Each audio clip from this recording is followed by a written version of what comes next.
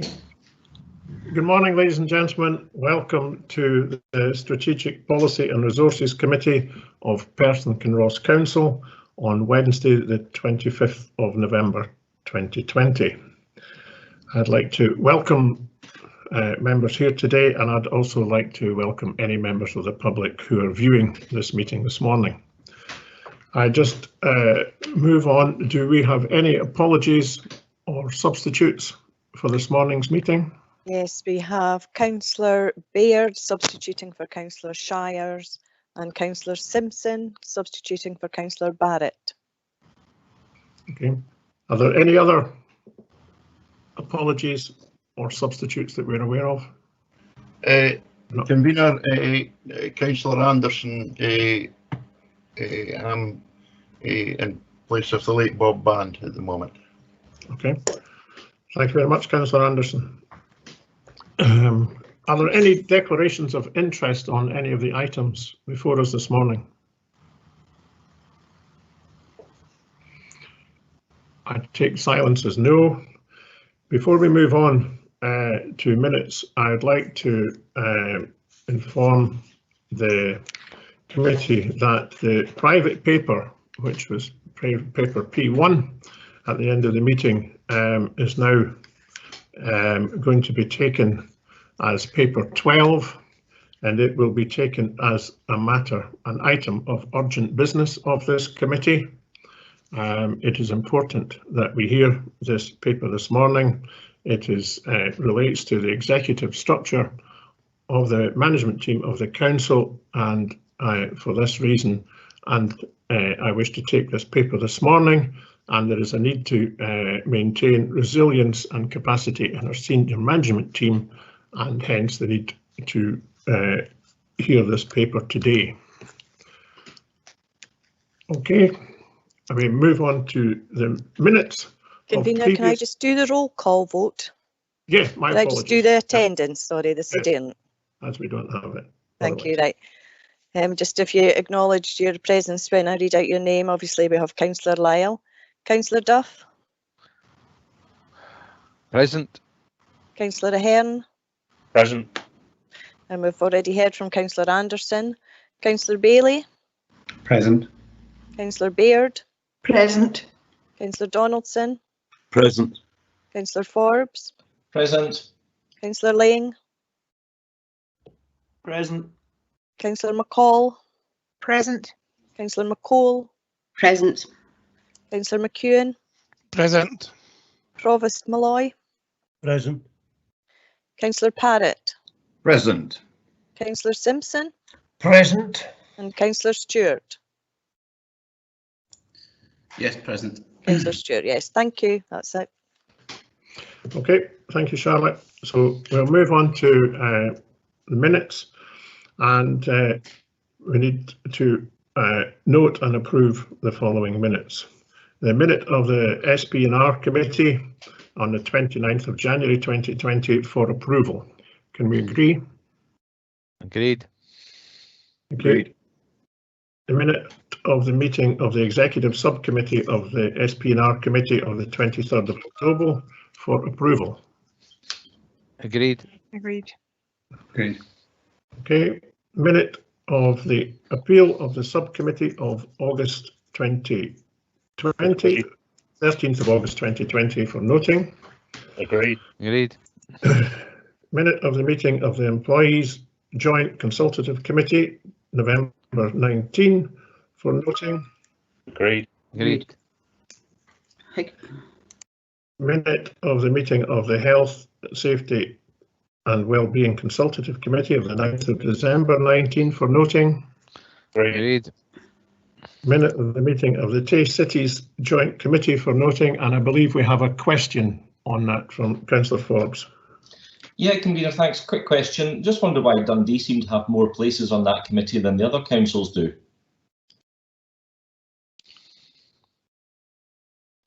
I don't have an answer to that.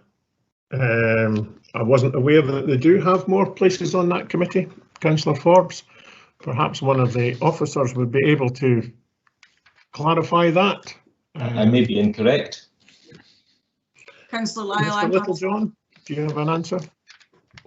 I think Barbara Renton was going to comment there to hear her voice, but I'm happy to start. It was Lisa. It was Lisa Oh, Simpson. sorry, Lisa. No, it's honestly, it was just to clarify. No, there's equal membership as far as I understand across the joint committee, 6 members each. Mm-hmm. Yep. Okay, does that mean that on the minutes then Dundee have chosen to use three of the places, and we've only all the other councils have only chosen to use 2 of them? Then would that be the answer? I don't mean chosen. I mean actually for whatever reason people were not available. Is that as simple as that? I don't attend the committee, so 3 members each. Yeah, sorry. Okay, thank you, Lisa. Thank you, convener. I think Councillor Flores will come back with clarification to that question. There is definitely equal membership. Mm-hmm. I can confirm there is equal membership. I can't recall that particular meeting, but the assumption would be that not all members were able to be present, but it absolutely is 3 elected members from each of the councils. Okay, thank you. There That was are all apologies showing from Councillor Dugan. It says apologies from Councillor Dugan. Okay, thanks. That was all I was looking for. Thank you very much. Okay, move on. The minute of the meeting of Perth and Kinross Council Integration Joint Board, December 19 for noting, and I believe there's a question for Councillor Stewart regarding this.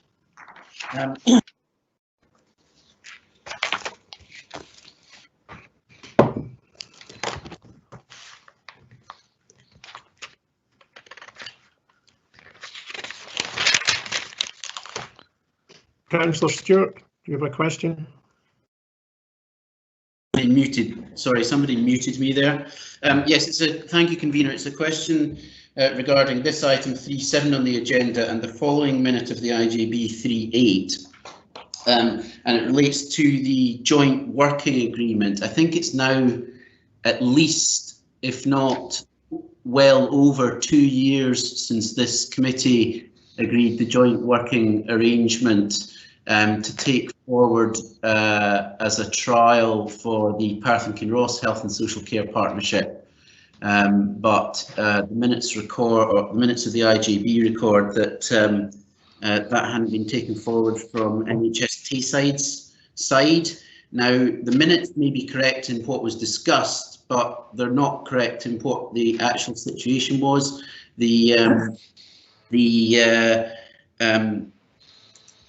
On NHS Tayside board had agreed that Perth and Kinross Health and Social Care Partnership would trial the joint working arrangement, and then refinements could be made so that it could be rolled out as a once for Tayside solution, whereas the implication is that NHS Tayside said that they wouldn't do it for one local authority area alone.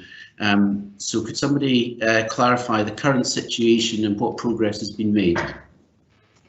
Okay, can I ask Cam Donaldson to respond initially, and then there may be further comment from the Chief Executive. Thank you, Councillor Lyle. I can advise you that NHS Tayside have expressed a preference to work with all 3 councils to have the same agreement across all 3 areas, health and social care partnerships. And it is an issue within NHS Tayside because their trade unions have had some concerns about progressing in this direction. But I understand now that NHS Tayside has been asked to move this forward, and there have now been 2 meetings to progress discussions with each of the 3 council areas, and this will now be discussed with the trade unions within NHS Tayside. As far as the Perth and Kinross Health and Social Care Partnership is concerned, we have agreed to look at this from the council perspective, so we have the arrangements in place, but a joint working agreement is most effective when it is reciprocated, and we will continue to work with our colleagues in NHS and the trade unions to ensure that this is delivered at the earliest opportunity, but it is a matter for NHS Tayside and the trade unions at the moment. Okay, thank you for that response. Councillor Stewart. It was just really to say that obviously, as I said, it's at least, if not well over 2 years ago since this committee agreed to progress that. So obviously, I think this committee would wish to note that it's disappointing that something which had initially been agreed up front with NHS Tayside as a way forward hasn't progressed in that time period. I mean, notwithstanding the difficulties of the last 8 months, I think this committee would wish to express their disappointment at that. It's obviously a hindrance to both good staff relations and to progressing integration not to have a joint working agreement. Okay, thank you. I think I'm happy to note your comments regarding that, and I will also note the comment for the next meeting of the IGB, which was held on the 12th of February. So moving on, can we agree to note the minute of the IGB, Perth Kinross, of the 12th of February for 2020? Councillor Lyle, could I actually respond? I did actually put in the chat I'd like to come in. My apologies. Yep. I absolutely echo all that Karen Donaldson said, but partnership involves two partners. And this issue, Councillor Stewart, as you're aware, was raised at the IGB when I first came into post, and it's something that I have pushed very hard on to try to move forward. I am delighted that NHS Tayside are now moving forward and have appointed an assistant director to take forward this piece of work. So I hope that we see early progress. And it may be helpful if the chair of the IGB was to note the disappointment of the IGB in not proceeding and getting this moving quicker. That would be great. Thank you. Thank you. Thank you very much. My apologies to the Chief Executive for not bringing her in. Just to note the meeting of the 12th of February with the aforementioned comments, and then we move on to the special meeting of Perth and Kinross Integration Joint Board of the 31st of March for noting, and then we have the minute of the special meeting of Perth and Kinross Integration Joint Board the 21st of April 20 for noting. Agreed. We have the minute of the special meeting of Perth and Kinross IGB 29th of May for noting. Agreed. We have the minute of the meeting of the Perth and Kinross IGB the 31st of July 2020 for noting. Agreed. Finally have the minute of the meeting of the City Development Board on the 9th of July 19 for noting. Agreed. Thank you. We now move on to item 4, which is the Revenue Budget Update number 2, 2021.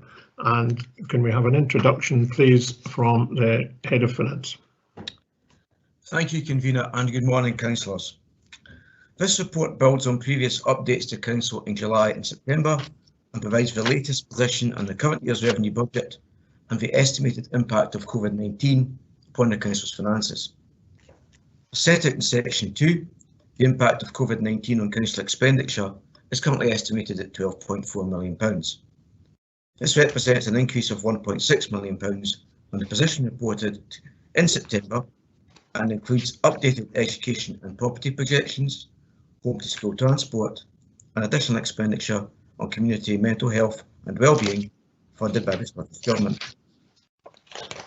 The impact of budget income from fees and charges is estimated at £6.3 million, an increase of £1.4 million from September, with further pressures on budgeted income from school meals, commercial waste and recharges to the capital budget, amongst others. In addition, the projected reduction in car parking income has been revised to £1.5 million in line with current patterns of usage. As previously reported, the focus on responding to COVID has also delayed the implementation of approved budget savings, with the impact now estimated at £1.7 million. Council tax collection to the end of October is 1.43% down on the equivalent position last year, just under 63% collected to date. This position will be kept under close review and the report models reductions in council tax collection of between 2% to 6% to allow for uncertainty over eventual collection levels. Together with pressures on the council's arm's length external organisations and housing revenue account, the gross financial impact of COVID-19 is currently estimated to be in the range of £26 million to £30.4 million. Section 3 of the report sets out mitigation measures to help address this position.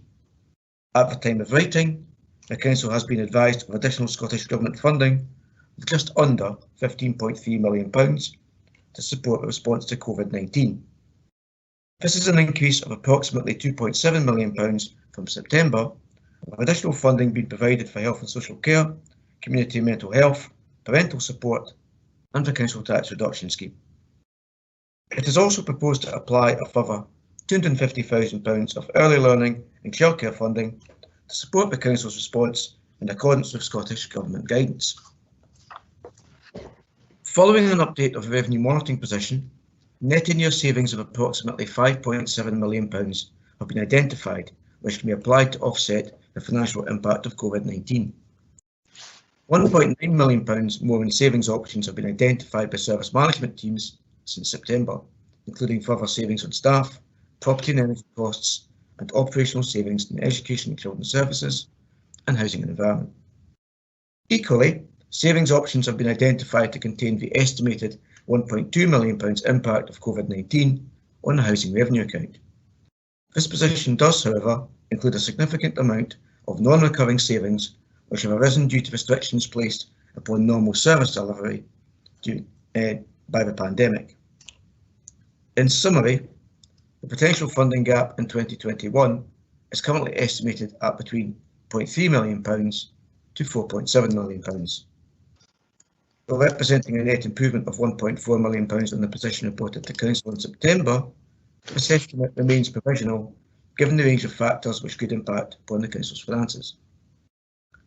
There are also further options still under consideration, if required, as summarised in Section 5, together with further Scottish Government funding still to be distributed, notably £30 million nationally for education recovery and £90 million for the loss of income scheme. Finally, Section 6 and 7 of the report request approval for adjustments to the 2021 management budget and reference temporary arrangements for updating next year's provisional revenue budget, which have previously been shared with council political groups. Happy to take questions, Convener. Okay, thank you very much, Mr. Mackenzie. Are there any questions? Councillor Parrott. Thank you, Convener. First, can I say thank you very much for what I think is a very well laid out and clear report. It portrays a difficult situation, but one that's perhaps not as difficult as we first thought it might be. My questions relate to paragraph 2.17 and 2.28. At 2.17, can I ask if the commencement of the formal recovery action with regard to non-domestic rates that is mentioned there for mid-November, given the present circumstances, has that actually started? And at 2.28, it refers to a number of applications that have been paid, but it doesn't refer to those that, if you like, that haven't been paid. Are those that haven't been paid rejected, or are they still outstanding? Thank you. Mr. Mackenzie. Thank you, Councillor Parrott, for your question. In respect of non-domestic rates recovery, the Council, as required under legislation, as elected members will appreciate to recover non-domestic rates. However, being mindful of the circumstances, that recovery process, as with council tax, as with all of the other outstanding amounts due to the Council, has been undertaken with due sensitivity. So I appreciate the concerns, but that process is ongoing. In terms of crisis grants and crisis grant applications, a number of crisis grant applications are rejected. There are certain criteria around the award of crisis grants, so it's not always possible to make repeated payments to applicants. So the number refers to those that have been paid, and the difference will have been those which have unfortunately had to be rejected. Thank you very much. Thank you. Councillor Forbes. Thanks, Convener. I've got two completely separate questions, so I'll ask the first one and then maybe come back in after everyone else with the second one. My first question is on the car parking situation. I'm just wondering why, if traffic levels are up to, I believe we were told once before, 87% of normal, I'm wondering why the car parking isn't going up accordingly, and I'm wondering if therefore could it be that that's down to the fact that our offices are closed?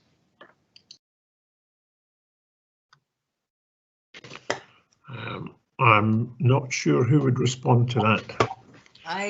I'll attempt to answer that, Councillor Lyle, and possibly Fraser Crofts might want to come in.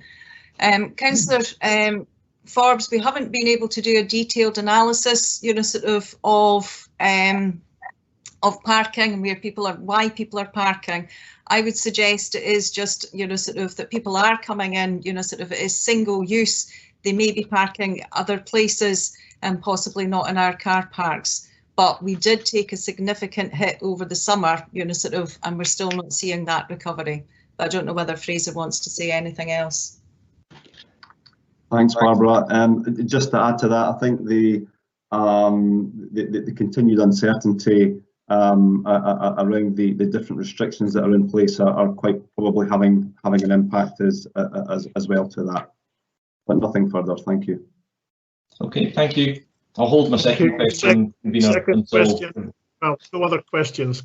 Okay. Councillor Forbes, please carry on. Yep. Thank you. It's on 2.14 and it relates to the sort of slowdown in Band D properties. And I'm wondering if that's perhaps to do with the building industry being closed for a while, or if it's just the fact that Band Ds are going down, and is that being equalised, that's maybe not the right word, but counterbalanced by other types of houses that are being built? Okay, thank you. I would suspect that Barbara Renton would be the officer to delegate the answer. Happy to get an answer later if that's going to cause a problem or slow the meeting down, Convener. Sorry, I had, temporary, freezing of my screen there. Sorry, Councillor Forbes, what was the question? It was regarding 2.14, and it's about the fact that Band D properties are slowing down, and that's going to have an impact on our budget for the future. So I was wondering if we know if that's only because of the COVID situation, the building industry was closed for a while, and therefore will it recover reasonably quickly, or is it the fact that Band D properties are just not in demand and not being built, and long term do we have a problem with that? I'm happy to get an answer from you offline. If we could do that, and we'll pick that up with Peter Marshall and David Littlejohn's team. Okay, thank you, Convener. Okay, thank you. Councillor Stewart. Thank you, Convener. It was really to ask about the council tax collection levels. Obviously, in sort of section 2.9, 10, 11, we're looking at a monthly reduction in year collection and collection level per month. And it was just to understand,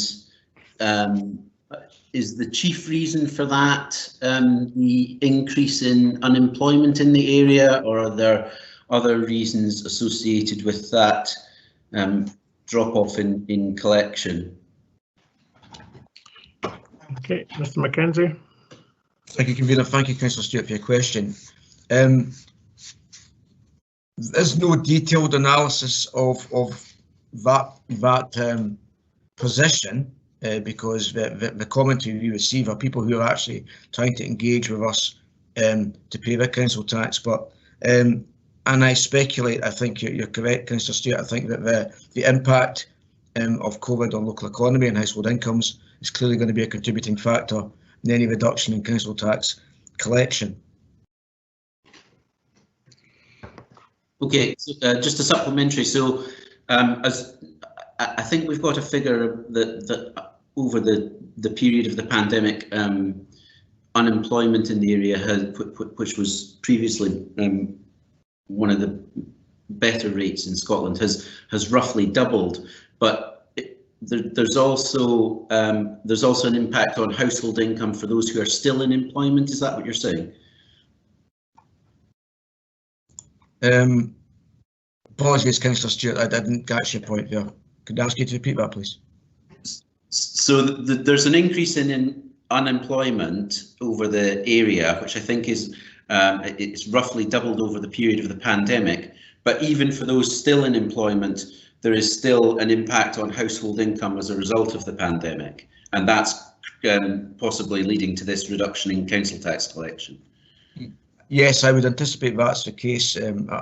Obviously, the extension of the furlough scheme will have helped, but that still means a reduction for many households in terms of their absolute income, so that will put pressure on their ability to pay bills. Okay, thank you. Okay, Councillor McEwen. Thank you, Convener. I'm referring to item 2.14 in the papers regarding the building of Band D properties and our assumptions that we obviously base our budgets around. I know from the Housing Committee that we're ahead of our targets on building houses in Perthshire and building social houses, which is obviously great news. The question I have is a two-pronged question. It's sort of the opposite sides of the same coin, really. Do we know if the actual builders themselves are looking to up their building rate after this COVID pandemic is over, and therefore make up this gap that's starting to form? And the opposite side of that coin being, what impact do we think a recession or freezing workers' pay will have on the housing market, and again, how the builders will build their houses, because obviously we know that builders don't build houses that they cannot sell. Thank you. Okay, thanks for your question. David Littlejohn to respond, please. Thanks very much. I can attempt to kind of answer this question. It's a fairly complicated picture, so forgive me. I mean, clearly the impact of lockdown was that build rates stopped and initially restarted at a much slower COVID secure way. So to a large degree, that explains the kind of tail off in the construction industry, which will affect kind of Band D properties as well. As was discussed previously, Councillor Stewart's point is absolutely right, that household income has been affected, and people either were unable to pay council tax or found difficulty and got into arrears in council tax, and that to an extent explains the income differential.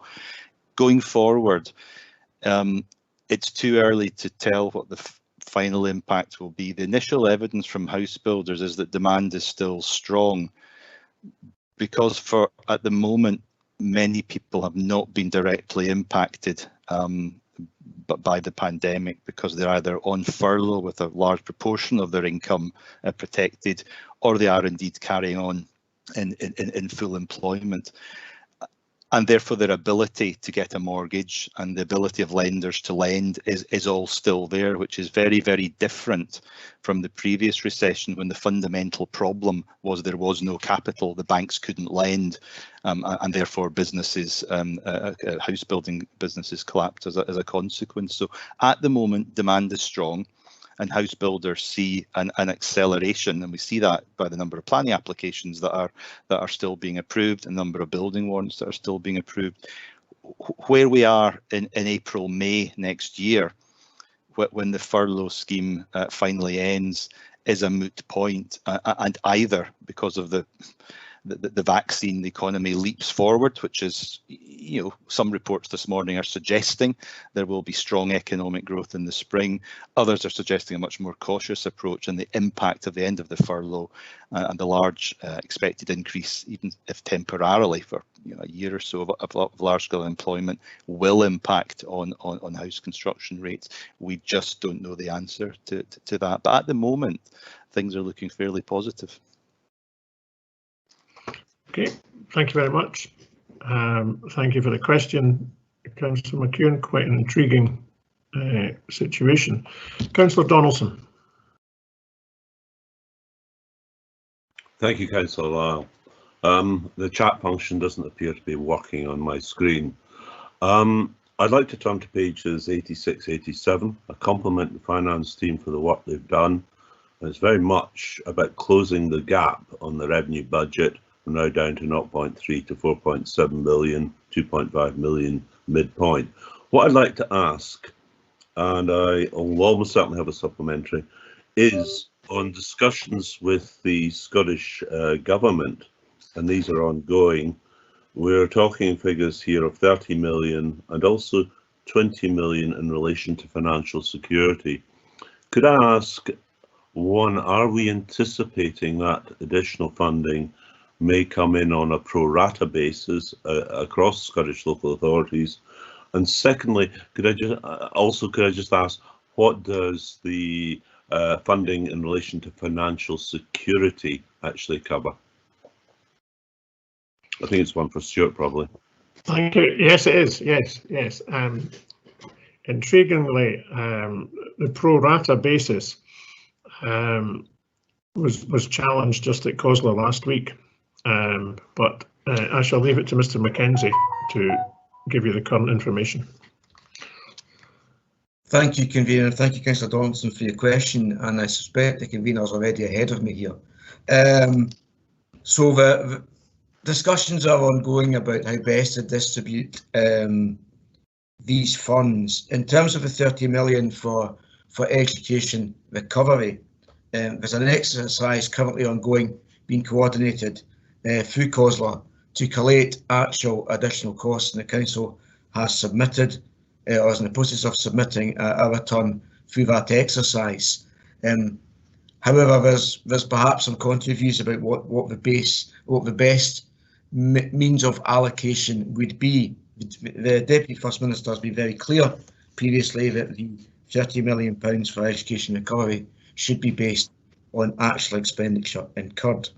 In terms of the £20 million for financial security, my understanding is that the Scottish Government are trying to allow the maximum flexibility in terms of the use of that funding, so that would cover or allow councils to address a number of challenges in terms of providing support.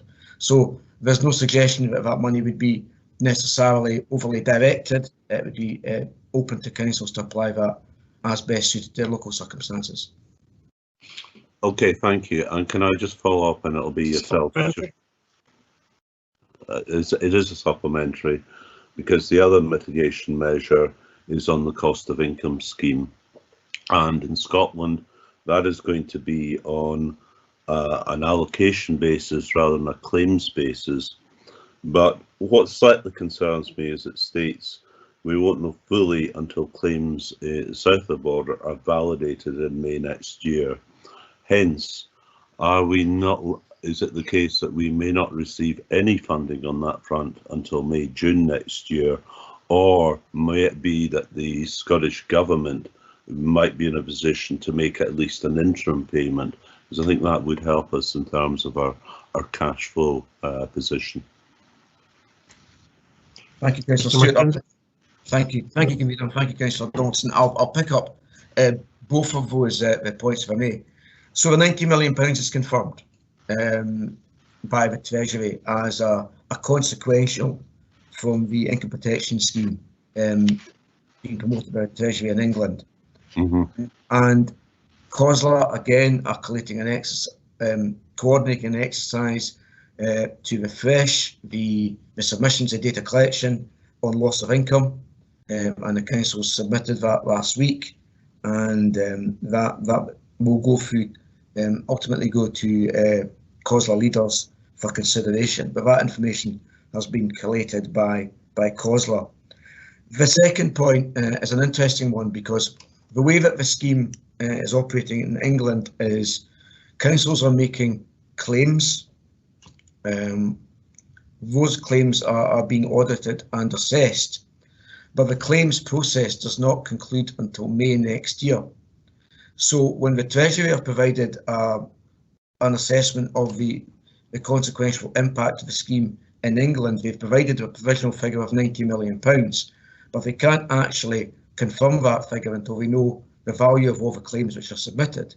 So there's a possibility of additional funding beyond the £90 million, and COSLA have been arguing that should that materialise, that money should also feed into the loss of income scheme.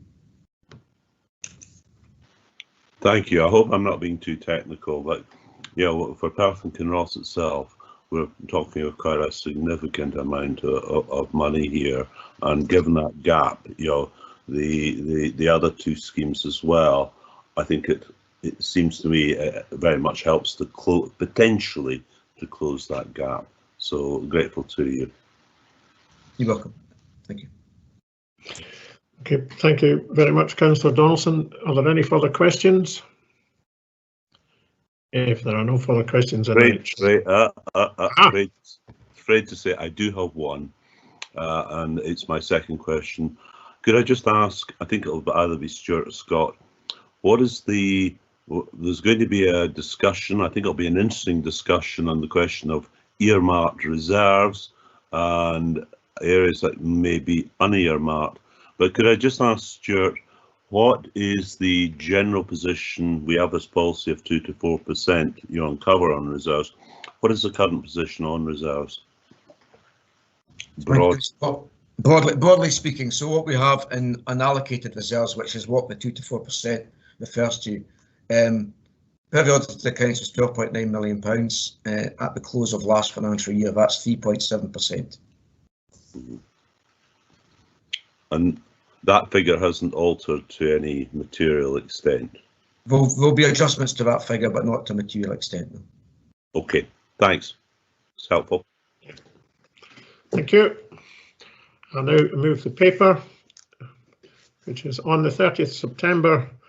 Members, we were advised that the potential net impact of COVID-19 on the Council's finances in the current financial year was between 2 and 6.4 million.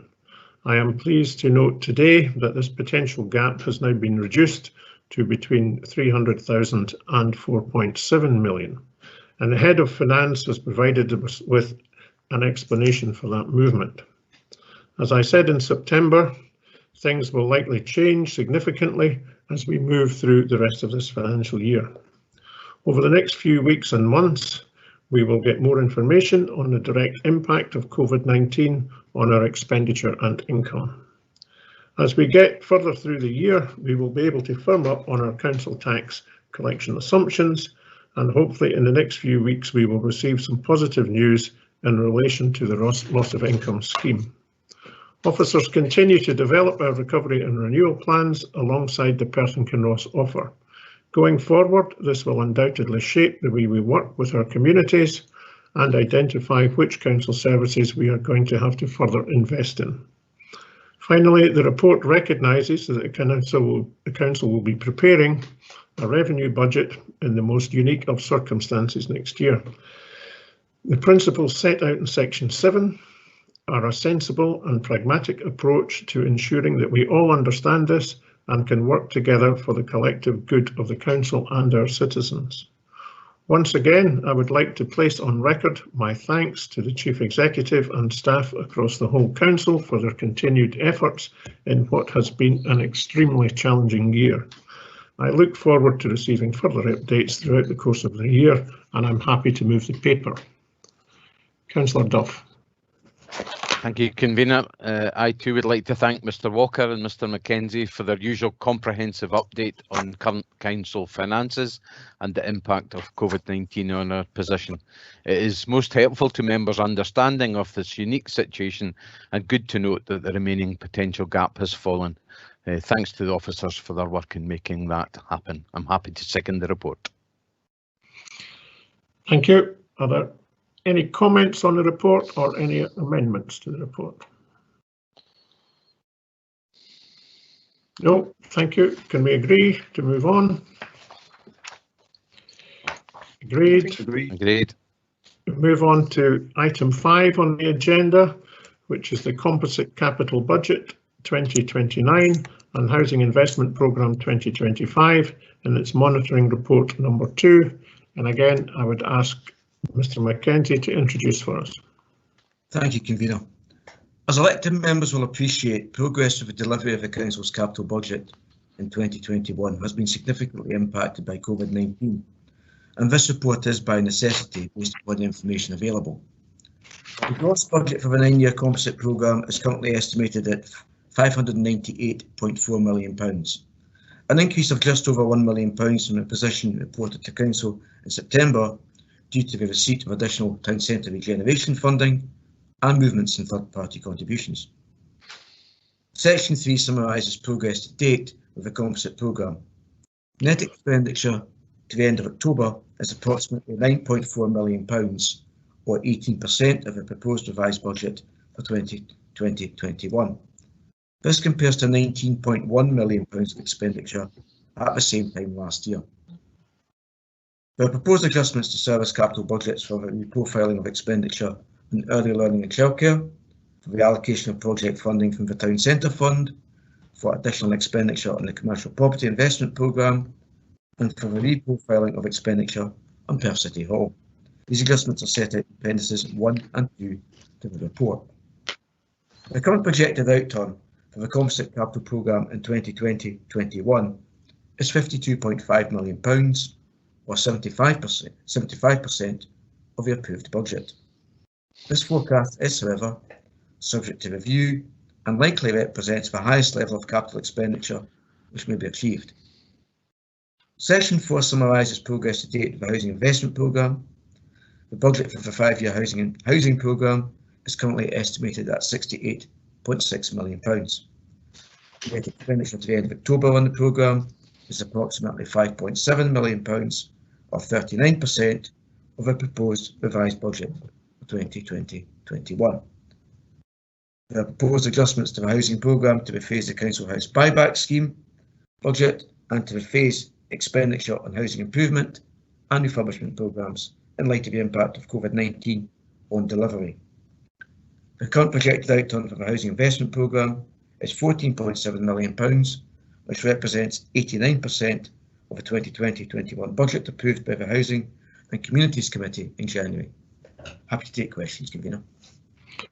Thank you very much, Mr. Mackenzie. In anticipation, Councillor Donaldson, and I'm aware that your chat's not working. Do you have any questions?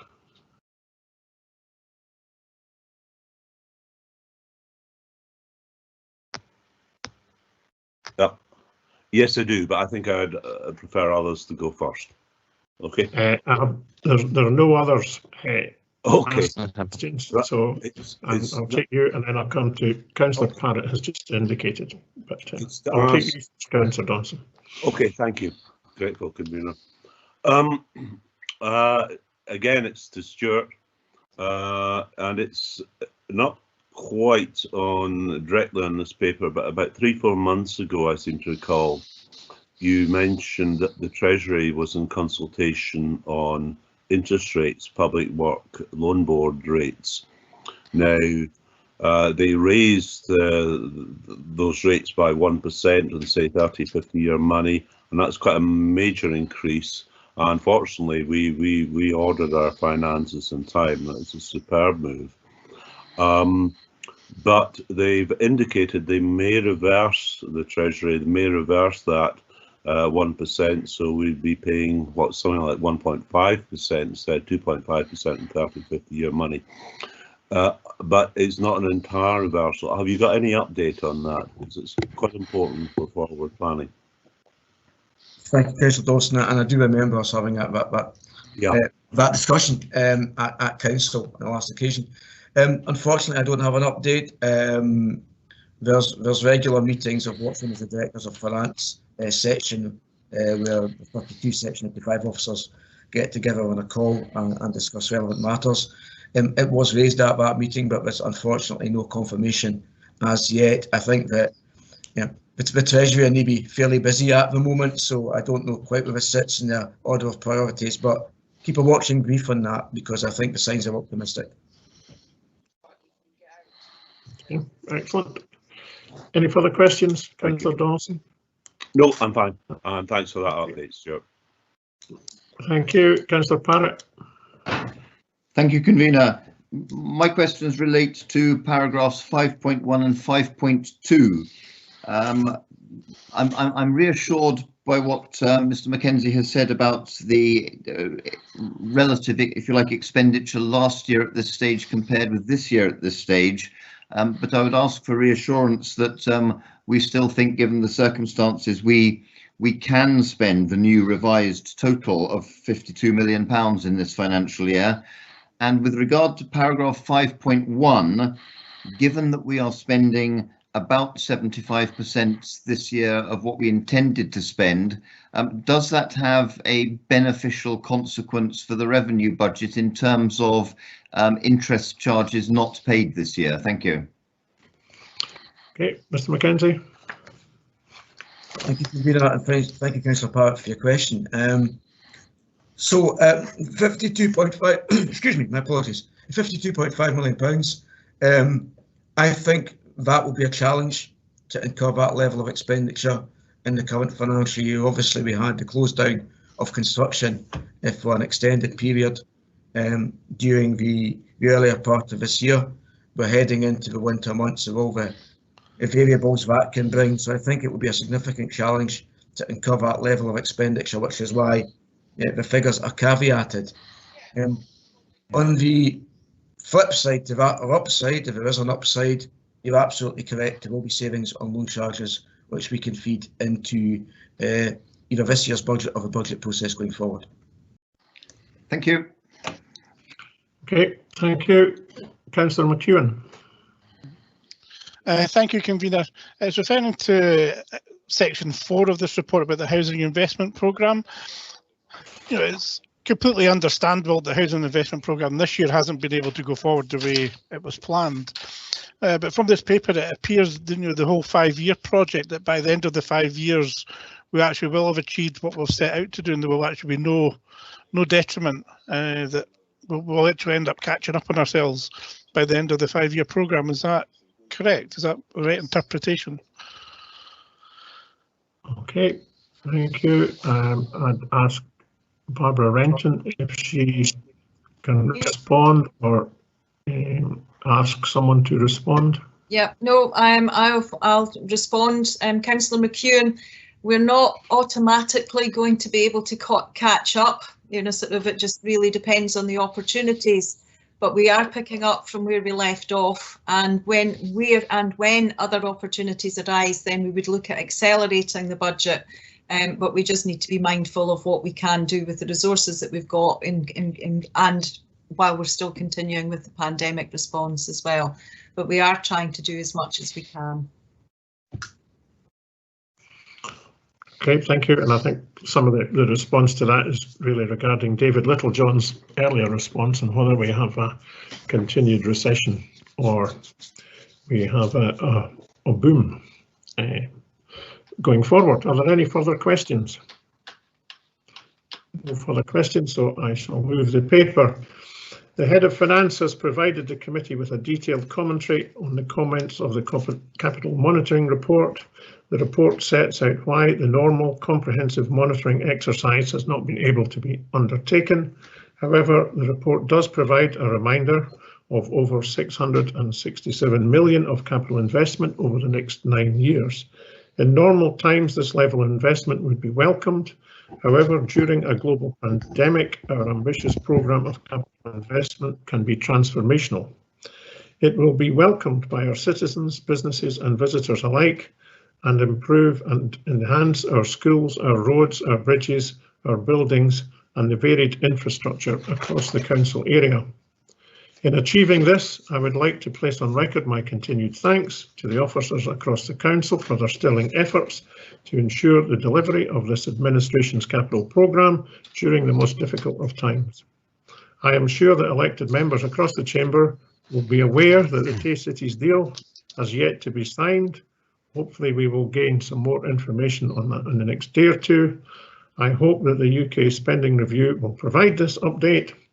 Whilst the delay is unfortunate, it is essential that we get the best possible deal for all partners, and I very much look forward to progressing our plans. Happy to move the paper. Convener, thank you, Convener. The composite capital budget and housing investment programme total almost £700 million worth of capital investment going forward. This represents an ambitious and substantial programme of capital works across the local authority area. Indeed, this administration's capital programme is an infrastructure investment which will significantly assist in the economic recovery of Perth and Kinross post-COVID. Convener, I'm happy to second the report, and in so doing thank Mr Jennings and Mr Mackenzie for their detailed update on the current position. Thank you. Are there any comments on the report? No comments, then can we agree the report? Agreed. So we move on to item 6 on the agenda, which is an update on the town centre fund. And Councillor Lyle, there's a comment from Councillor Lane in the chat function. Thank you. my apologies, Councillor Lane. Sorry. No, it wasn't your fault, Convener. I pressed and it took a while to come through to you, so it's no need to apologise at all. Thanks for letting me come in now. Yes, I welcome the report as well. I look forward to when we can actually get moving and do things on the ground, and I really look forward to, after such a long waiting for the UK government to sign off the Tay-Cities deal with us, which is really holding a whole lot of investment that's desperately needed back, and we still have no certainty. So I look forward, as you do, to some announcement coming shortly, although we've had many false dawns about this announcement so far. Thanks. Thank you for your comments, Councillor Lane, and I would, as I said, I am anticipating a conclusion shortly. Anyway, we move on to item 6 on the agenda, which is the update on the town centre fund, and we have the Chief Operating Officer to introduce. I think it's myself, Councillor Lyle. I'll make a few introductory remarks. Members will recall that the Scottish Government announced a £50 million town centre fund in December 2018, and in March 2019 we received an award of 1.983 million from the fund. The fund has 6 specific objectives to help support town centre living, vibrant local economies, enterprise and communities, accessible public services, digital towns and proactive planning. This committee considered a report in June 2019, and funding was allocated to 5 projects: the Strathmore Community Hub in Cooperangus, the Cooperangus Cycling Hub, connecting Loch Leven with Kinross Town Centre, the Drummond Arms in Crieff, and the development of an event space in Pitlochry.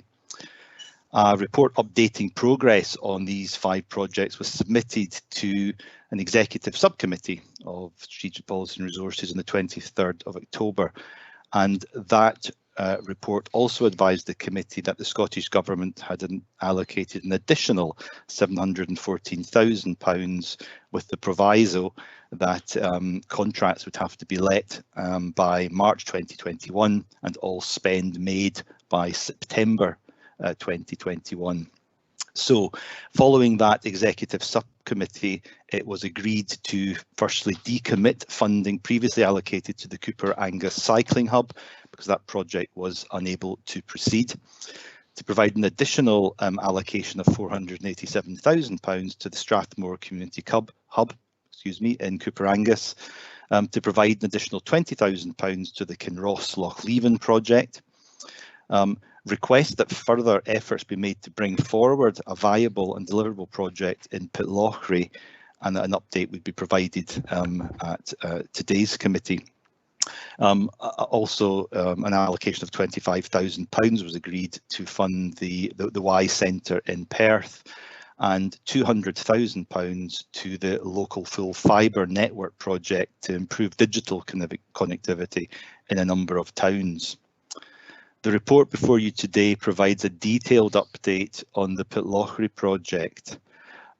I really want to emphasise that the principal reason this project was not able to proceed is around the interface with the adjacent land, and the adjacent landowner not being in a position to take forward the development of the old Bank House site within the timescales required. However, my team has given a commitment to work with the community over the next few months to work up a project which we will endeavour to secure other resources to deliver in due course. The report before you today goes on to recommend that the funding previously identified for the Pitlochry project and the remaining uncommitted balance is diverted towards the following projects: £100,000 towards Crieff Hotel, the derelict vacant Crieff Hotel, towards its purchase and design, £265,000 towards the even more derelict Strathern Hotel, towards the demolition costs and site clearance, and that furthermore £50,000 is invested to implement town centre Wi-Fi projects in Alyth, Comrie, Couperangus and Scone, and that we're able to extend the current coverage in Perth city centre. I'm joined today by Alison Seggie, John McCrone and Alan Graham from the Economic Development team, and between us we'd be delighted to answer any questions you may have. Okay, thank you very much, Mr. Littlejohn. And do we have any questions? Councillor Lane. Thanks, convener.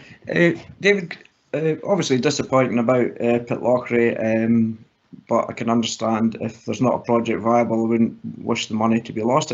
Could you sort of detail the amount of attempted correspondence we've had with the adjacent landowner, when we started that, and what, if any, response we've done, and you know, in what forms have we tried to contact them over, and the time frame? Thanks. Absolutely happy to do that. I've noticed that the Chief Executive wants to make a comment, so I'm not sure if Karen, if you want to make your comment just now or after we answer this question from Councillor Lane. I'm very happy for you to answer Councillor Lane's question. Thank you, David. Thank you. John McCrone attended all of those meetings and has been in regular dialogue with a number of community organisations. So I think it's probably best that John outlines the communication to date. Yes, thanks for the question, Councillor Lang. The landowner was invited to all the meetings kind of referred to in the report.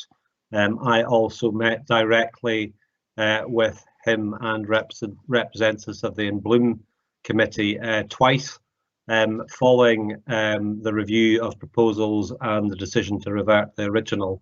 I subsequently phoned and sent numerous emails, but at that point we were in lockdown and I received no response. I have continued to send letters, requests, and offers were equally made by some community representatives, but to date we have had no response, but we will continue to try and engage. Thank you. I'll now bring in the Chief Executive, Karen Reid, who may have some comments on process. Thank you, Convener. Councillors, I think it would be fair to say that we're all very disappointed in the situation in Pitlochry, and I must commend John and Alison and colleagues for their continued approach to try to resolve the issue and indeed contact the landowners. But nevertheless, we're in a set of circumstances I don't think any of us would want to be in. So there's a couple of things I would like to propose. Firstly, that we undertake a lessons learned to see if there's anything at all that we could have done differently.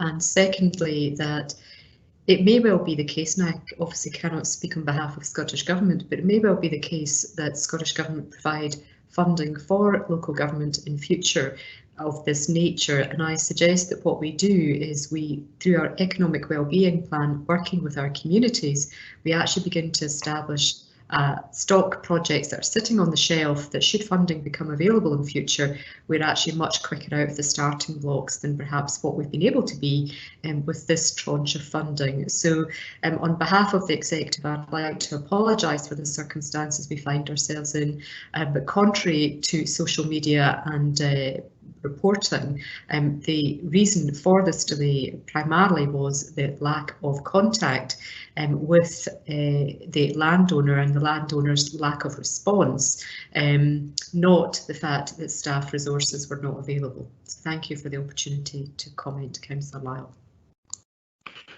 Thank you. Councillor Lane, a comment first, and then I'll come, which is still relating to this, then I'll come to Councillor Parrott. Thanks very much, Convener. I welcome wholeheartedly the statement by the Chief Executive. I think it's a fantastic idea that if funding's going to become, we're ahead of the game, and I know that officers would be under pressure from all these different projects all coming at once, and also the difficulties of communication. But I do think if we have stock projects there that are shovel ready, we're in a better position when the Scottish Government puts money forward, or any government or any funding becomes available. I think it's only sensible, and it's definitely a move forward that I totally welcome. Thank you.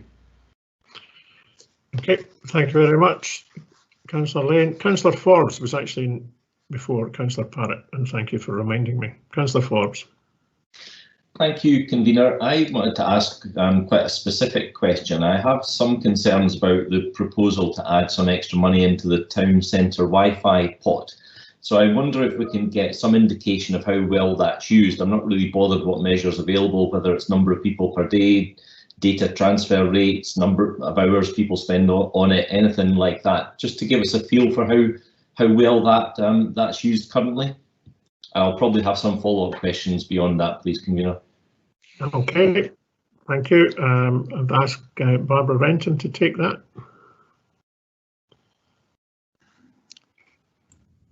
I think it would be more, sorry, David Littlejohn. Thank you. Yep. Sorry, my apologies then. It's all right. Thank you, Convener.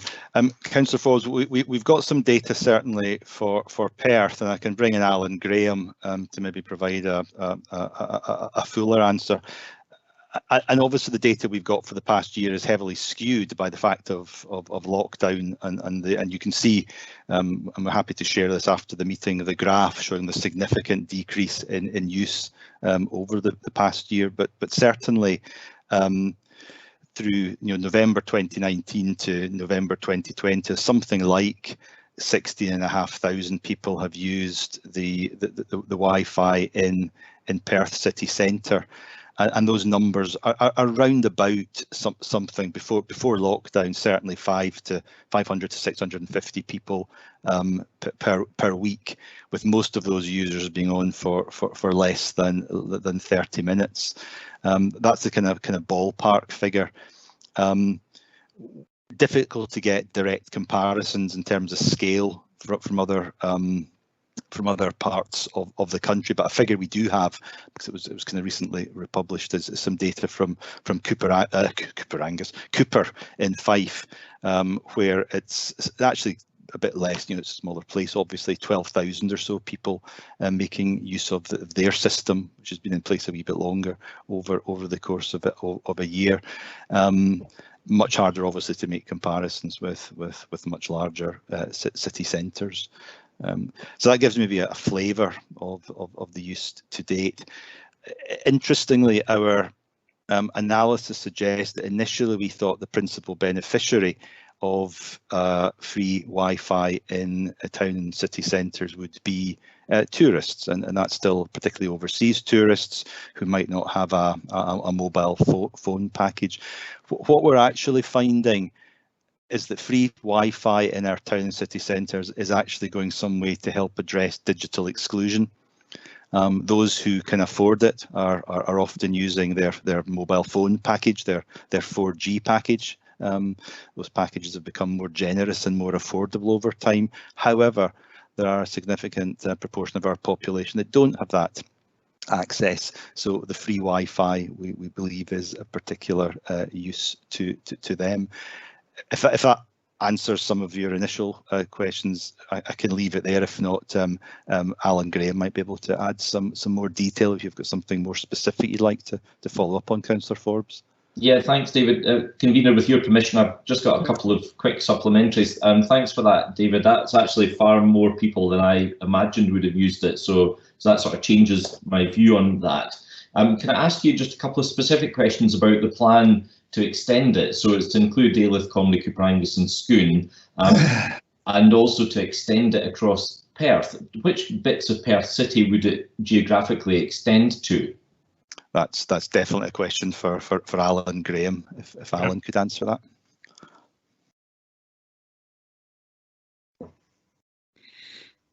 Oh, is Alan there, or Alison?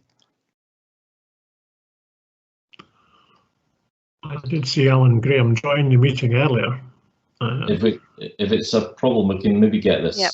later I on. don't know the detail in terms of streets. Sorry, it's Alison here. But I do know that the geographic extent of the current Wi-Fi is very limited to a handful of streets. So I think the plan was to extend the Wi-Fi out to a wider geography. We can get the detail of which streets those are to you later, Councillor Forbes. But definitely, I think that the issue with the Wi-Fi in Perth at the moment is the capacity is fairly limited in terms of what it can deliver. So we're very keen to extend that in terms of its coverage, and also do some more work around marketing that to individuals, to let them know that the Wi-Fi is actually there. But at the moment, the Wi-Fi is probably not as good as it could be, and that was why we'd asked for some additional funding to extend its reach and its capabilities, essentially. Okay, thanks. I understand we couldn't use this money to help communities that don't currently have access to in-house broadband, as we did, for example, up at Stormont Field just last year, I think. Is that the case? That's right, because this is town centre monies, Councillor Forbes. So we have to use it in the town centre or in Perth city centre. So we couldn't use it for rural broadband. Okay, that's fine. Thank you very much. Thanks, convener. Okay, thank you, and thank you for the team for the comprehensive response. Councillor Parrott. Thank you, convener. I'm entirely accepting of the recommendations of this paper, and the our chief executive's comments just now might be a good part of the answer to my question. But can I ask if there are any alternative routes forward apparent with regard to the Quality Cafe and Clachan Bar at the moment? Thank you. Okay, thank you. I think that would be David Littlejohn again. Yes, no, thank you, Councillor Lyle. Yeah, we're tracking the Quality Cafe and the Clachan Bar very closely, because it is clearly an eyesore right in the middle of the city centre. We had initiated a compulsory purchase process, as you may recall. However, before that could be progressed, one of the properties was sold privately. We are now in discussion with both owners of the property to find a way forward, but it's probably one of the highest priorities for the Town Centre Action Group, and it's a bit front and foremost in my mind in finding a solution for that building, which inevitably is essentially demolition and site clearance, but absolutely high priority to find a different way to take that forward. Thank you. Okay, thank you. Are there any further questions? If there are no further questions, I shall move the paper. Sorry, convener. Councillor Donaldson, I'm sorry I haven't seen you, but I'm glad you've shouted. Excellent. Sorry about that. I've got no alternative. I'm going to have a comment on the overall paper, as you might expect. But just on the Wi-Fi fund, and clearly I hear what Alison's saying, with the town centre funding, it can only go to specific areas. Obviously, I'm pleased about Comrie, but also about Aelith, Couprangus and Scone. Can I just ask, though, with the overall project, and this was really something that was initiated, I seem to recall, by former councillor John Kellis back 3-4 years ago. Could I just ask what areas, both in terms of towns and large villages, still have to be covered within Perth and Kinross? And I note the points about digital exclusion. I think that's of interest. Yeah.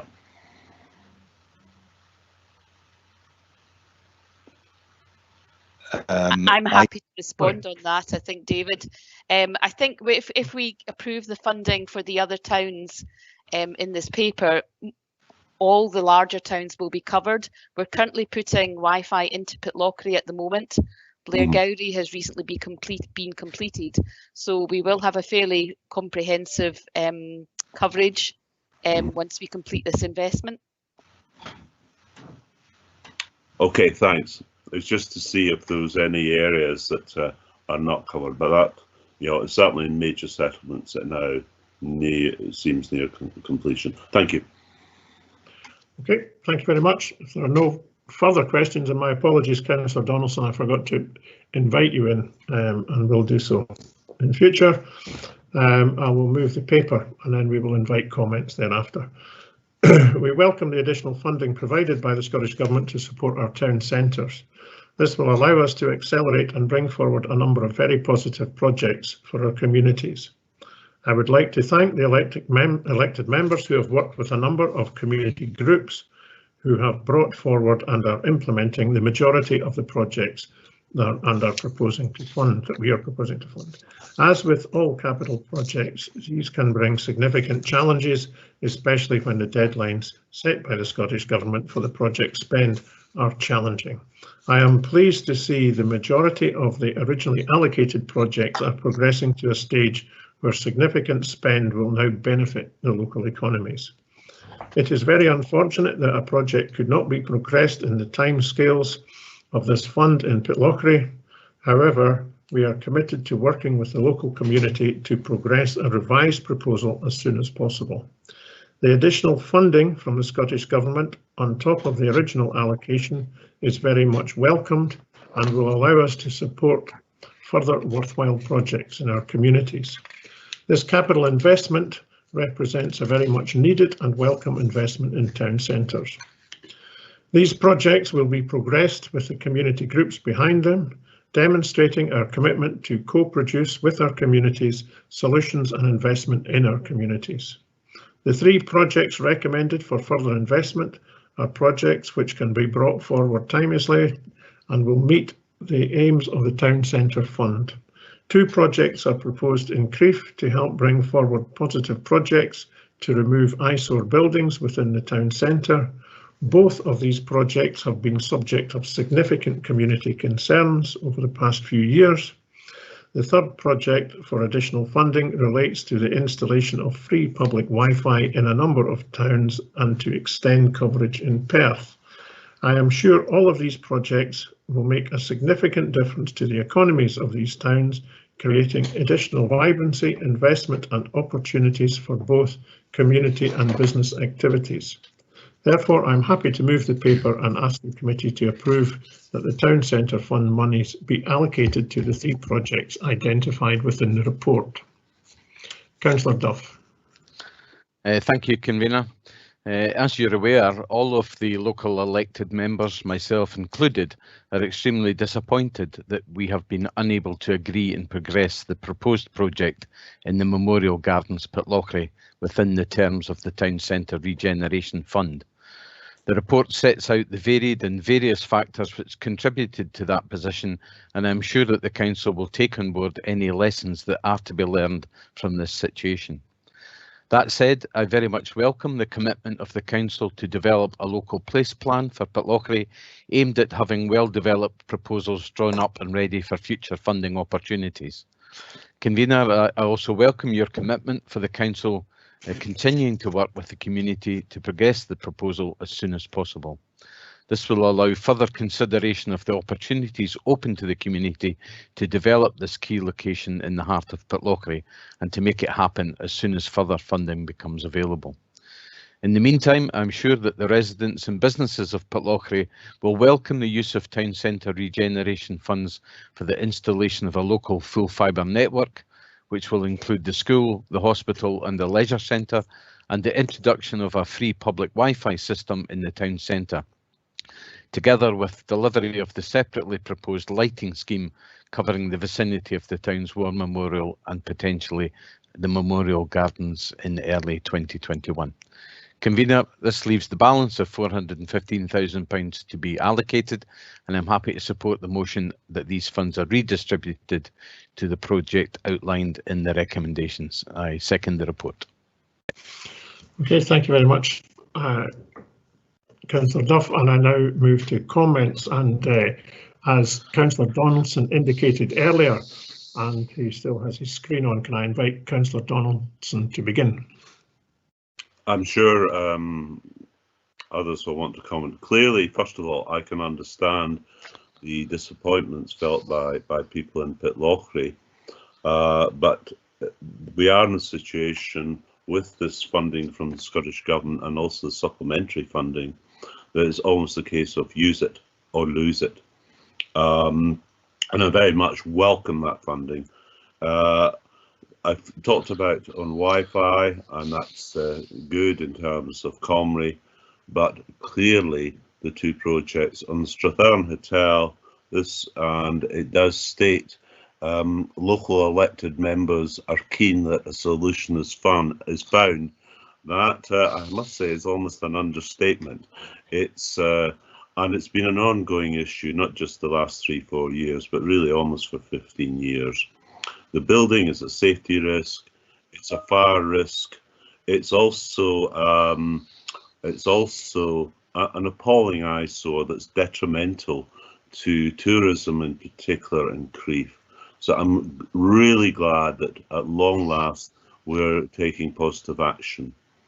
The other issue is the 100,000, and I think important here with Creative Crieff. The ward members met online, they've had meetings previously, but with members of Creative Crieff not that long ago, a few weeks back. I think key here is this could actually leverage in potentially a lot more in the way of funding from the Scottish Government's Regeneration Capital Grant Fund. There's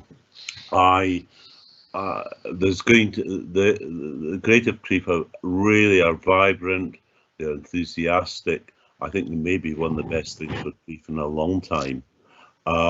There's going to be a new radio station opening up, I'm told, early in the new year. What I particularly like about what they're doing, and you know, all the talk of the cinema and cinema facilities and other facilities, is this really strong links in they have with community organisations. I think in particular with Logos, with young people in the area, and that's not just in Crieff, it also covers Comrie, and there's quite a number of young folk go to Logos from Aughterarder and from your own area, Councillor Lyle, and they do a fantastic job, Caroline Murphy and her team. And the other group is Remake with Fiona Gilbert. I think it's a seed corn for something really much better, and I think what we've got here, and again I understand disappointment of people in Pitlochry, and hopefully we can progress on that front in due course, but this really I think gives hope to people in Crieff, and I think it really could provide a real boost to the local community. Thank you. Thank you very much, Councillor Donaldson. Just echo pretty much everything you've said, and hope that this additional funding and commitment from the council will encourage the local community groups to action things as quickly as possible. Yes. Anyway, Councillor Bailey. Thank you, convener. Yes, I wanted to echo what others have said, to the extent that to thank officers for the work that was put into resolving the issues in Pitlochry. It's good that we now have the commitment to have something shovel ready, so to speak, in case these kinds of funding come up in the future. So I welcome that we're putting on record that we are going to continue to explore things for Pitlochry, so that should other funding streams become available, they'll be in a good shovel-ready state, if I'm not overusing that cliche. Thank you. Okay, thank you very much, Councillor McCall. Thank you, convener. Yeah, obviously I'm going to add to Councillor Donaldson and also to Councillor Bailey.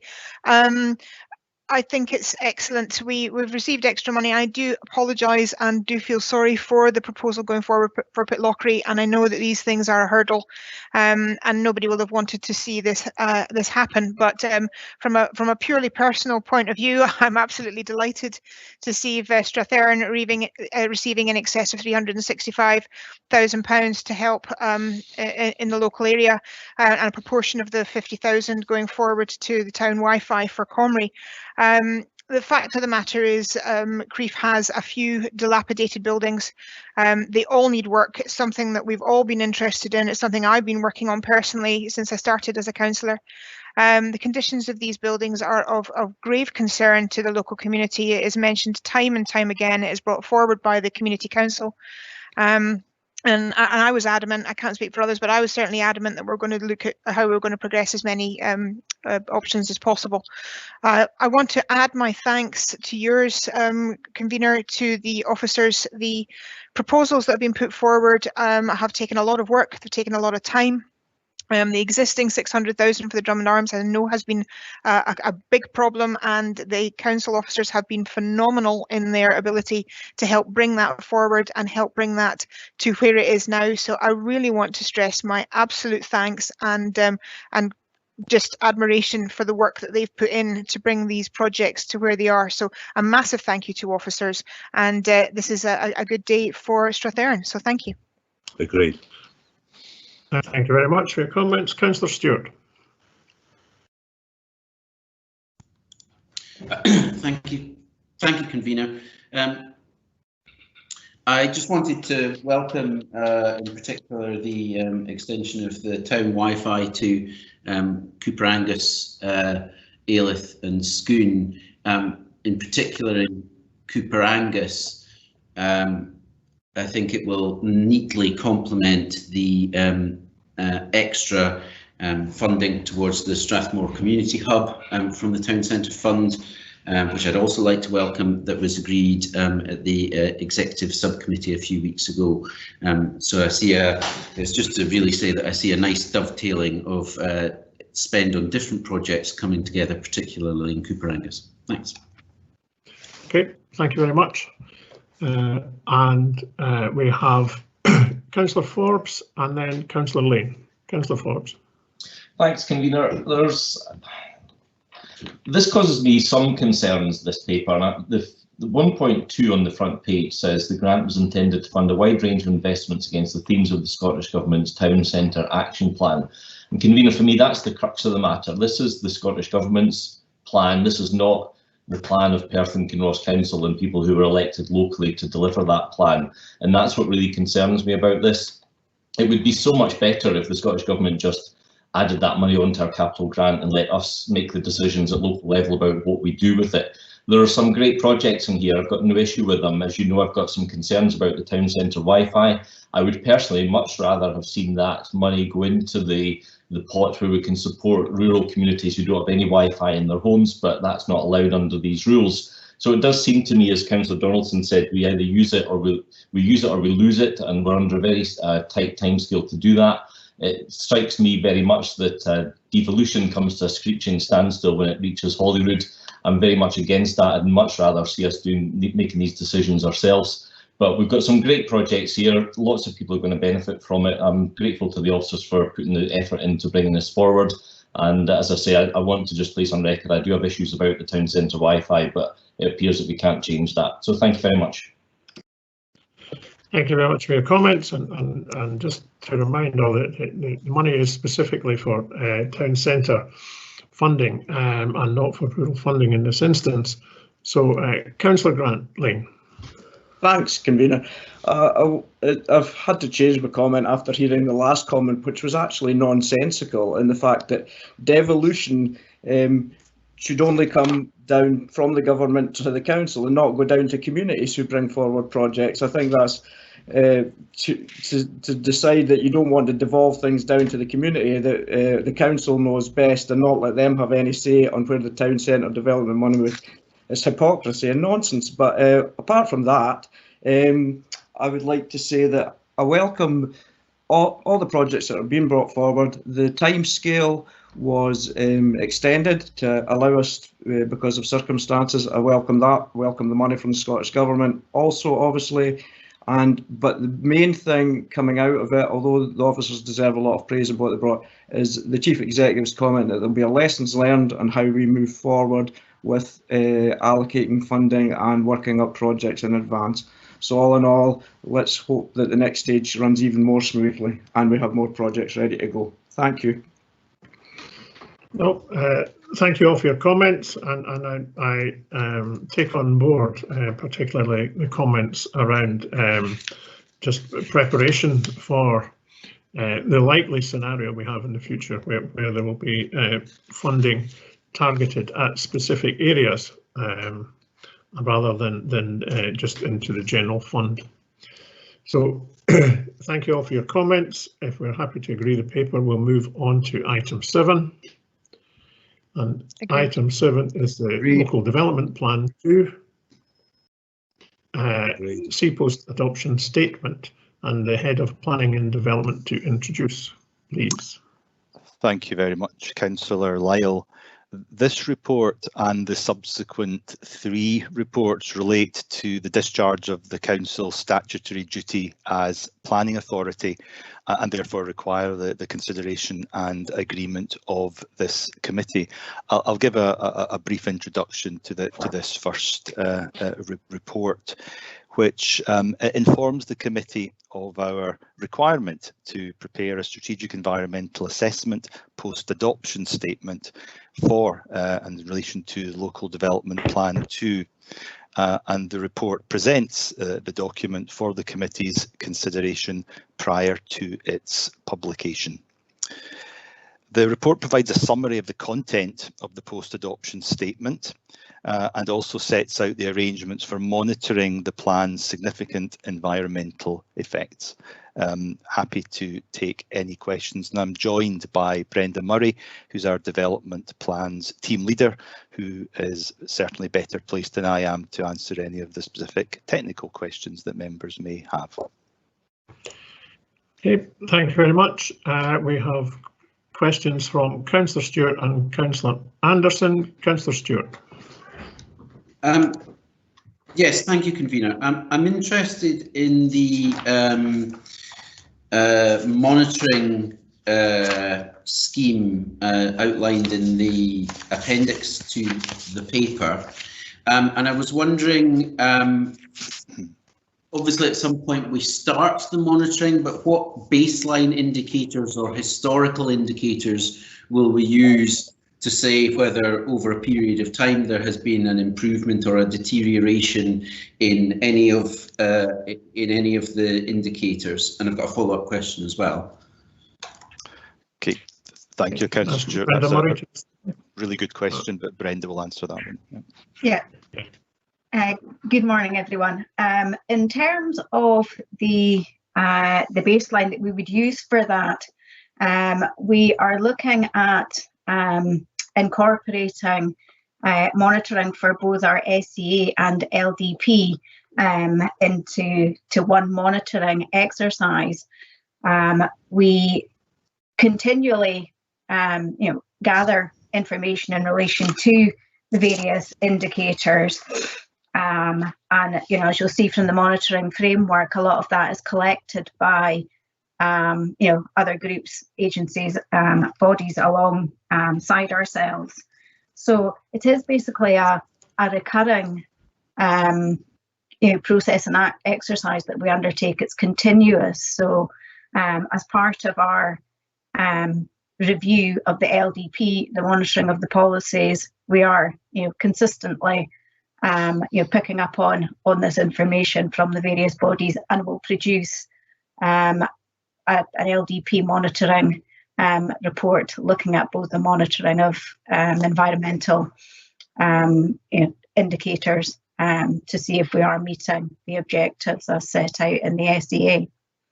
Yes, but sorry, specifically though, what's the baseline? So if I take one example, the percentage area of woodland cover, what times 0 percentage, 13%, 42%, what times 0 percentage will you use in monitoring that? We will look at the position at the start from adoption of the LDP and monitor how that is changing as the years go forward. I mean, some of the information will be a quick measure, and you'll get a quick result and be able to actually see what has happened. Some will need to be monitoring throughout the life of this LDP and future LDPs before we can actually gauge what differences have been made. I think in terms of the monitoring exercise itself, it's about keeping on top of that consistently, so that we can be alerted to and aware of perhaps measures that are in place that haven't worked. So, for example, mitigation that we've added to an allocated site in the plan may not be achieving the results that we were expecting. So we would look to revisit that and make changes in the next plan. Okay, sorry, maybe waffled a bit there. So it would be November 2019 in terms of adoption of the. Yes. Right. Okay, that's fine. And the other question I was going to, you actually started just to answer, but the other question I was going to ask was, what we've got here are a series of indicators. What I'm not seeing are any either targets or action levels. So, if again, taking it as a random example, if the percentage area of woodland cover drops from 13 to 12.9%, is that actionable? Or if it drops to 6%, is that actionable? Or have we got a target to raise it to 15 or 20%? What? It's all very well having indicators, but should we not also have targets and action levels?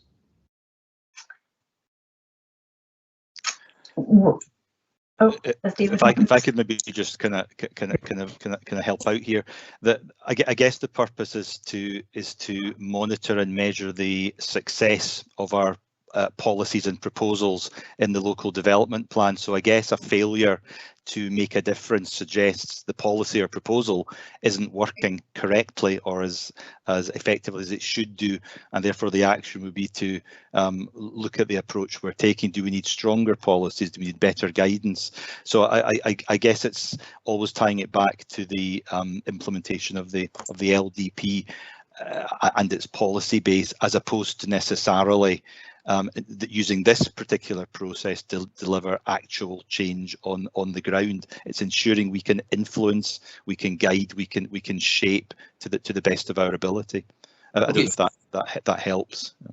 It does, but so just was the same done for LDP 1? Is there monitoring of the SEA for LDP 1 that has informed? Yes. Brenda could answer, but yes, absolutely. Yeah. Yes, when we reported on LDP2, we obviously undertook a review of LDP1 and revisited policies, etc. So that is in the the previous monitoring work that we have undertaken. Okay, thank you.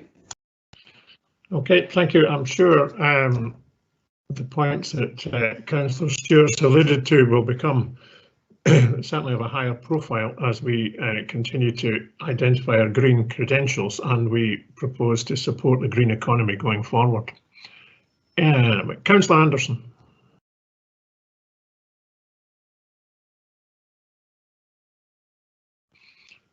Councillor Anderson. We don't appear to have Councillor Anderson currently. Yeah, I'm here. So, sorry about that. Had a problem getting my mic turned off. Councillor Lyle. Yes, I welcome this paper. It's quite interesting, and my questions around paragraph 159 and 160. 159 says reduce emissions from greenhouse gases and a number of new build reaching gold or platinum standards. And then 160 goes on to say promote and ensure high standards of sustainable design and construction, and then refers to gold and platinum standards. Does this mean that when mainstream housing applications come forward, that they will be presented with an expectation of reaching these standards? Because at the moment sometimes come across applications that are quite open in saying they're finding it hard to reach silver standards, which is below these standards of platinum and gold by a measure, I believe. So can someone give me clarity on if we are intending to have this as a consideration when things come up to planning? I mean, Brenda can add some more, but absolutely, the purpose is to push forward standards all the time and try and seek better quality. There will always be, in some instances, a case that's made by an applicant as to why they can't deliver for a particular standard or deliver indeed a particular policy objective, and that's for us to then consider and make a judgment on as to whether the strength of that case is sufficiently strong. But in general terms, yes, we're trying to push forward environmental standards all the time. But Brenda will want to maybe say a few more words. No, I've nothing further to add to that, David. I think that covers it. And will just a supplementary for clarity, will developers have a lead-in time where they can still put forward proposals? At the moment, it's under these two standards, and we can't really argue the case that they should be at these standards. Will it take us maybe a year or so for that to come through, or will it start as soon as this is accepted? Brenda, do you want to comment on that? I think really we'll just have to wait and see what transpires. I think as we've highlighted, we will be trying to ensure improvements where we can, but we can't we can't insist on anything beyond the policy that we currently have in place. So it will be a case of encouraging and hopefully change as quickly as possible. That would be good. Thank you both for your answers. It'll be interesting times ahead. Thank you. Okay, Councillor Anderson. Councillor Sheila McCall. Thank you, convener. My question is around the monitoring framework, and specifically the section on water. I noticed the consultation was held earlier this year before the more recent impacts of the August floods were felt across the community. And from talking to local residents, it's clear that these are increasingly frequent events. And I noticed that in section 4.7 and 8, there was a cumulative impact assessment done at the time of the consultation. However, what I would want to know is how frequently can this be updated, given that we're in a climate emergency and the climate impact may change as we go forward. Is this report fixed, or will it be updated on a more regular basis? Well, it's clearly updated, and that's the principal reason why the local development plan itself has to be reviewed regularly, at least every 5 years, and all the associated policies, guidance, strategic environment assessments that accompany that all need to be regularly updated. Because you're absolutely right, nothing is fixed in stone. We're a constantly evolving cycle, and indeed an accelerating cycle in relation to many aspects of climate change. So absolutely. Brenda again may want to add something to that. Again, I think that's probably covered it. We are constantly looking at the plan and the need for review and monitoring each individual policy, looking at guidance that's coming forward from SEPA in relation to flooding advice and guidance coming from them. So yes, it's a constant process for us to be reviewing the situation and trying to improve policy to take account of what's happening in our local area. If I may ask a supplementary. Yes, you may. Thank you. In December of last year, the Council brought forward its interim climate emergency action plan. I see no reference at all to that in this report, and I'm just wondering what consideration was given to those aspects of tackling the climate emergency when developing this framework. It's possibly a matter of timing, but Brenda will know more of the detail of that. As I said, nothing starts. Everything is in separate cycles. But the LDP itself and the SEA and the post-adoption SEA statement are a fixed moment in time. But as Brenda was saying, they will constantly be reviewed, so they will pick up the kind of climate actions the next time that they're reviewed. But Brenda will know more of the detail of the sequencing of timing than I will. Yes, if I could add to that, in terms of a report that's coming up later, which is the development plan scheme for the next revision or of the development plan, it refers to our intentions to work closely with that climate change plan and incorporate actions where we can into the development plan itself, and work together to achieve same objectives of the climate change plan through preparation of the LDP. So a very close working relationship there in terms of the policy areas and moving forward. So it will be knitted together. Peter Marshall, who's a strategy and planning strategy and housing manager, also co-chairs the climate change board. So there's a direct link there to ensure that our land use decisions are absolutely being mindful and taking into account what requires to be done to help address the climate emergency. Thank you. I'm not sure that entirely answers my questions, but thank you. I'll save the rest for comment later. Okay. Thank you very much. Councillor Rose McCall. Thank you, convener. Sorry, I was trying to get my mute off. Yes, thank you very much indeed, and thank you very much for the report. For me, it's always the bit that's the communication and consultation bit.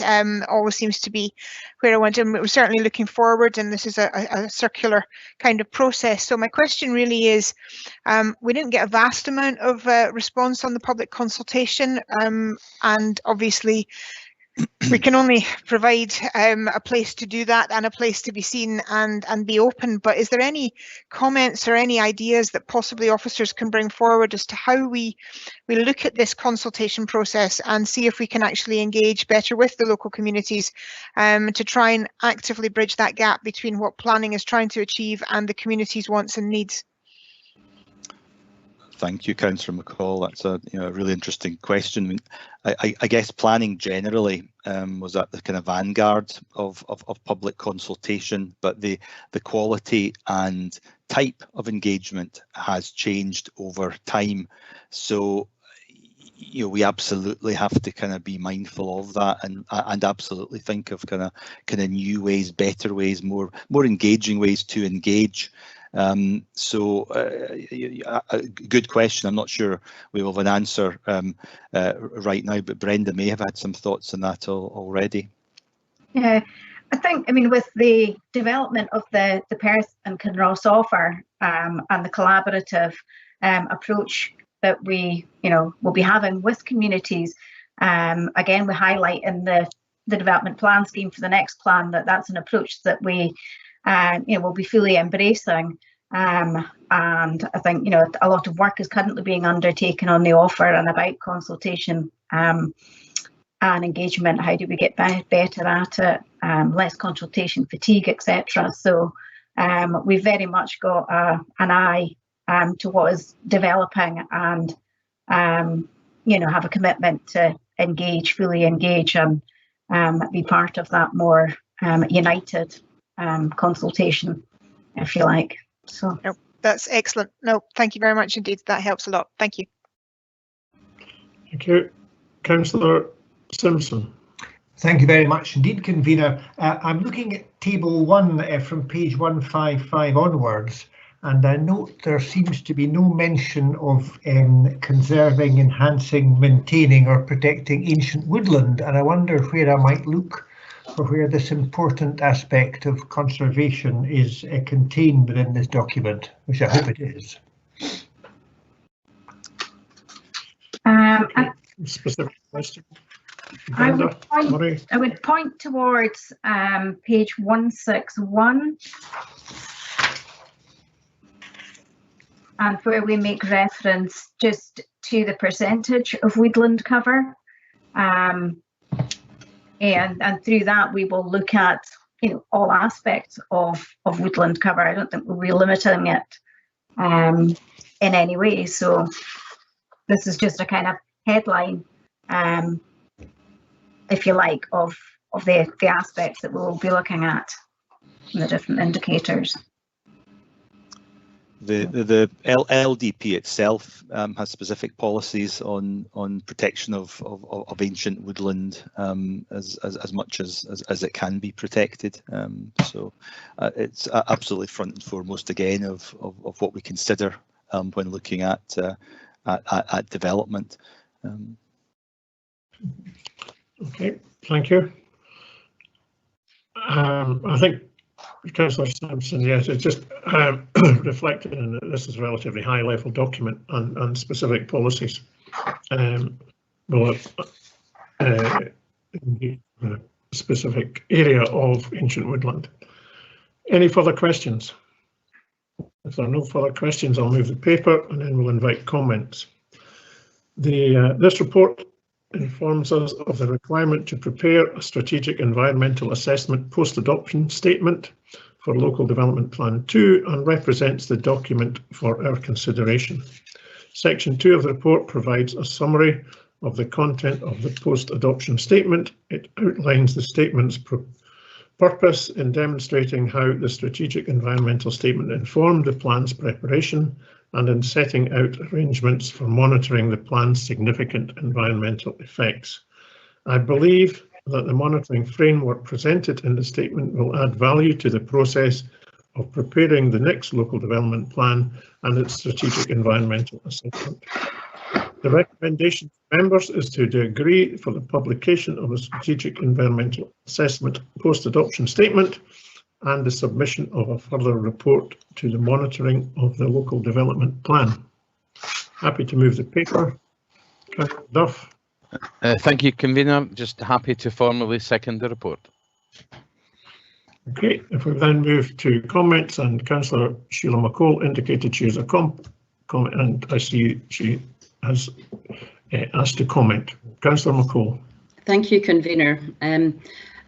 My worry about this type of framework is that it seems to come well behind the reality of the situation on the ground for many of our residents, particularly when it comes to tackling the climate emergency and indeed flooding. To say that something is periodically updated doesn't really reflect what people want to see in terms of some certainty. I also think it would been helpful had the cumulative impact matrix that was prepared in terms of the environmental impact of individual developments was presented to councillors so we could see that in context.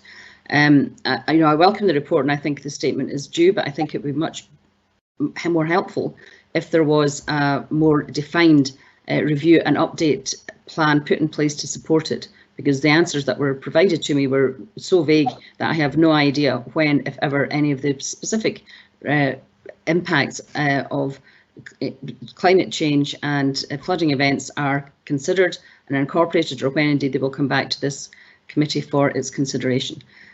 So I think that there needs to be much more dynamic and joined up thinking around this, and that there is much more evidence of integration with the Climate Emergency Action Plan going forward. Thank you. Okay, thank you for your comments. I would just indicate that many of the actions in this paper are dictated to by Scottish planning policy, and we are reacting accordingly.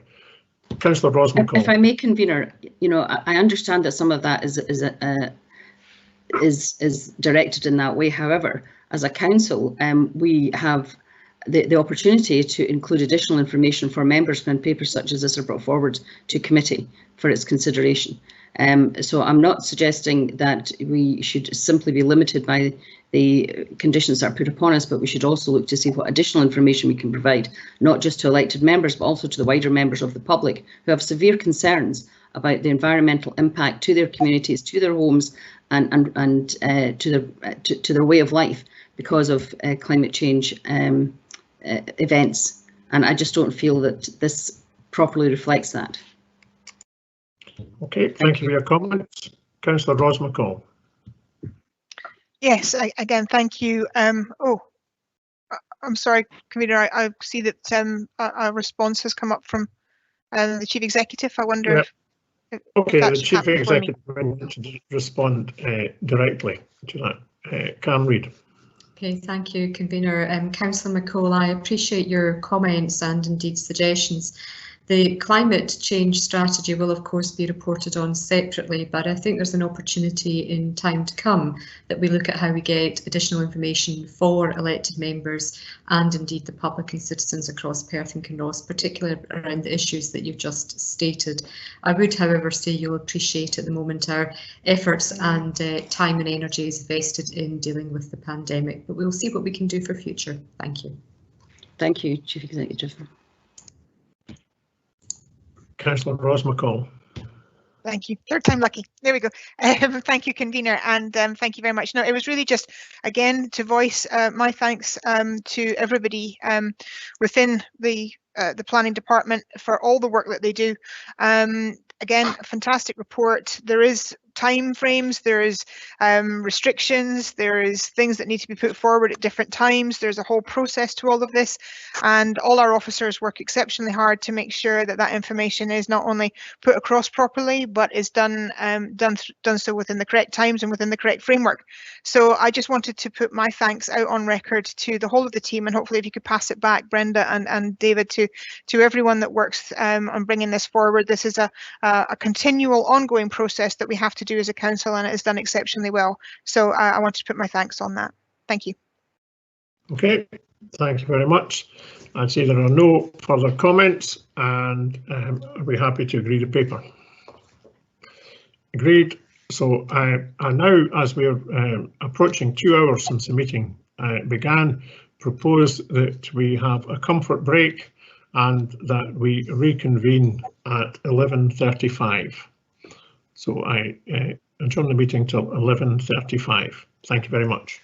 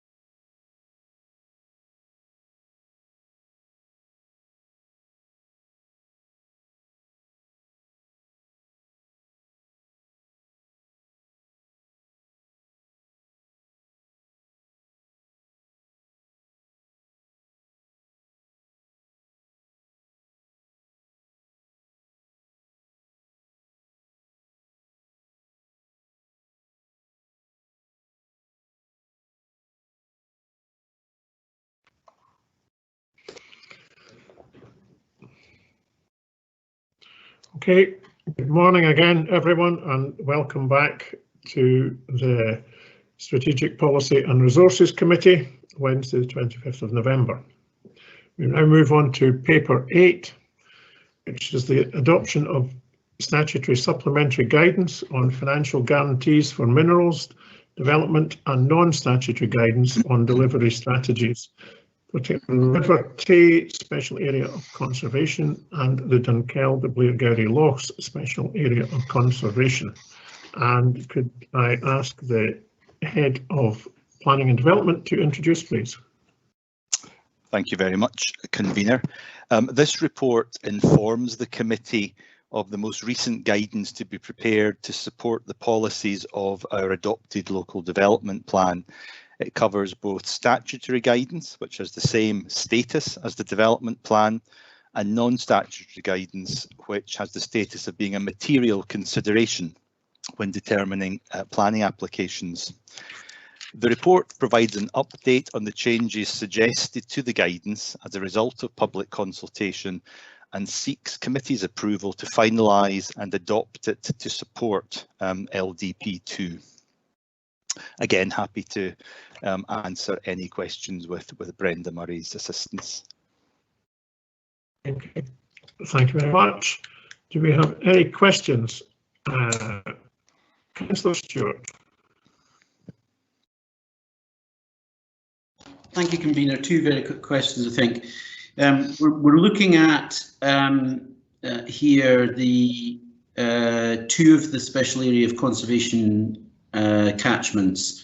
Could I just check whether the Loch Leven special area of conservation catchment guidance has been published or is yet to come?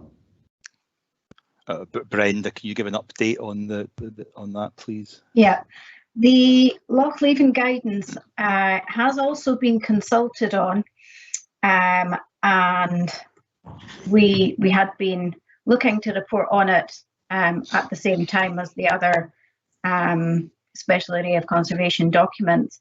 However, we've had discussions around planning applications and the operation of that guidance, and that's led to wider discussions with SEPA and SNH and Scottish Water, just around how we can perhaps clarify some of the more recent issues which have come up in relation to that guidance after the consultation exercise. So there is work ongoing on that one at the moment, and we'll be reporting hopefully early next year on that one.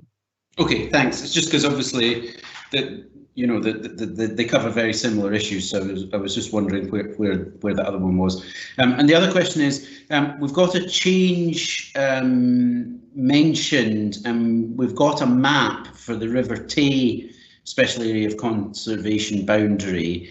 What we don't have, I couldn't see in the paper, is what the change to the boundary actually is. We've got the proposed new boundary, but not what the previous boundary was. Yeah. I just wondered if somebody could outline that for us, or bring it up on the screen maybe, or something like that. I'll not be able to bring anything up on screen, I'm afraid, but the change that's been brought, change has been made to better reflect the water catchment boundaries that SEPA have, so it's to better reflect their mapping. So it's just ever so slight, and it's all to do with the way the water falls, if you like. So it's really just to improve the correlation between the catchment area and the SEPA catchments identified. Okay, thank you. So I can furnish you with a copy of the previous and highlight the differences, if you like, following the meeting. That would be helpful, thank you. Thank you, Councillor Lane. Thanks, Convener. I was just wondering, the question often asked by developers, do we, I don't know if you got the first part of the questions, developers who want to build a house in the Lunan Valley, I was wondering if we know what the percentage phosphate loading onto the water course comes from new development, and what percentage comes from the spreading of many tons of chicken waste, chicken food, just chicken waste in general on the fields directly adjacent to the waterway. If we have an idea, then we would see the relevance and how much we were through this policy managing to reduce the phosphate loading of the waterway. Thanks, Councillor Lane. I think that's an interesting question. I'll check with Brenda. I'm not sure we're able to have that information right now in front of us, but we can certainly provide it afterwards. But Brenda, any first thoughts on that?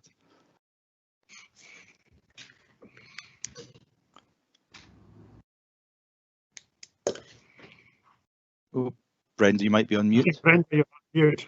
Yep. Sorry, I was just saying that David's right. I don't have that information to hand. And what I was going to say is I can just generalise with the Kinrossshire situation and Loch Leven catchment. And the evidence there suggests that there is a much higher percentage of phosphorus generated kind of from diffuse sources. So that would include agricultural practice than what there is from built development. But a lot of the, depends, I suppose, on how much of the, the built development, how much, there is, if you like, in comparison to what happens in the Loch Leven area. But I'll definitely be able to have a look at that and come back to you with more detailed info afterwards. Thanks, Brenda. That would be really worthwhile. Obviously, it's a totally different scenario in the Lunan Valley and down round about Kinross, because the number of build is much less, and there are at least 15-20 chicken sheds there where the manure is then spread directly on the field, which will be highly loading the thing. So it'd be interesting to see the percentage, the change that we're actually going to make in that area. And I'm not saying that any change is not welcome, but it would be interesting to see the percentage that we're going to achieve with this extra work. So thanks for that. I have asked this question before at previous LDP and I've not had an answer, so I look forward to getting that back. Thank you. Cool. We'll definitely get that to you, Councillor Lane. Absolutely. Just, can I chip in? And I'm aware that there's significant areas of Scotland where chicken waste and the phosphates and nitrogens associated with it are carefully controlled by the Rural Payment Services in Scotland and by SEPA. So it would be appropriate, I think, to include the conditions that are adhered to by those who are spreading different fertiliser types on the land as well, as part of the response. Councillor Duff. Thank you, Convener. Part of the guidance looks at the potential direct and indirect impact on the special wildlife interests of the River Tay Special Area of Conservation. I note specific mention of a variety of wildlife, including otters, salmon, freshwater pearl mussels, but no mention of the beaver, a large number of which now inhabit the area of this special area of conservation. Does this mean that beavers are excluded from special consideration in this conservation area?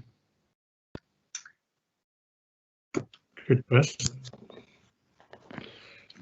Brenda, could you answer that? What I would say in terms of the designation of the special area of conservation area, the species that we have highlighted, are covered and identified for protection. Whether beavers should potentially be added to that is not within my kind of knowledge. However, it's something that we can look into for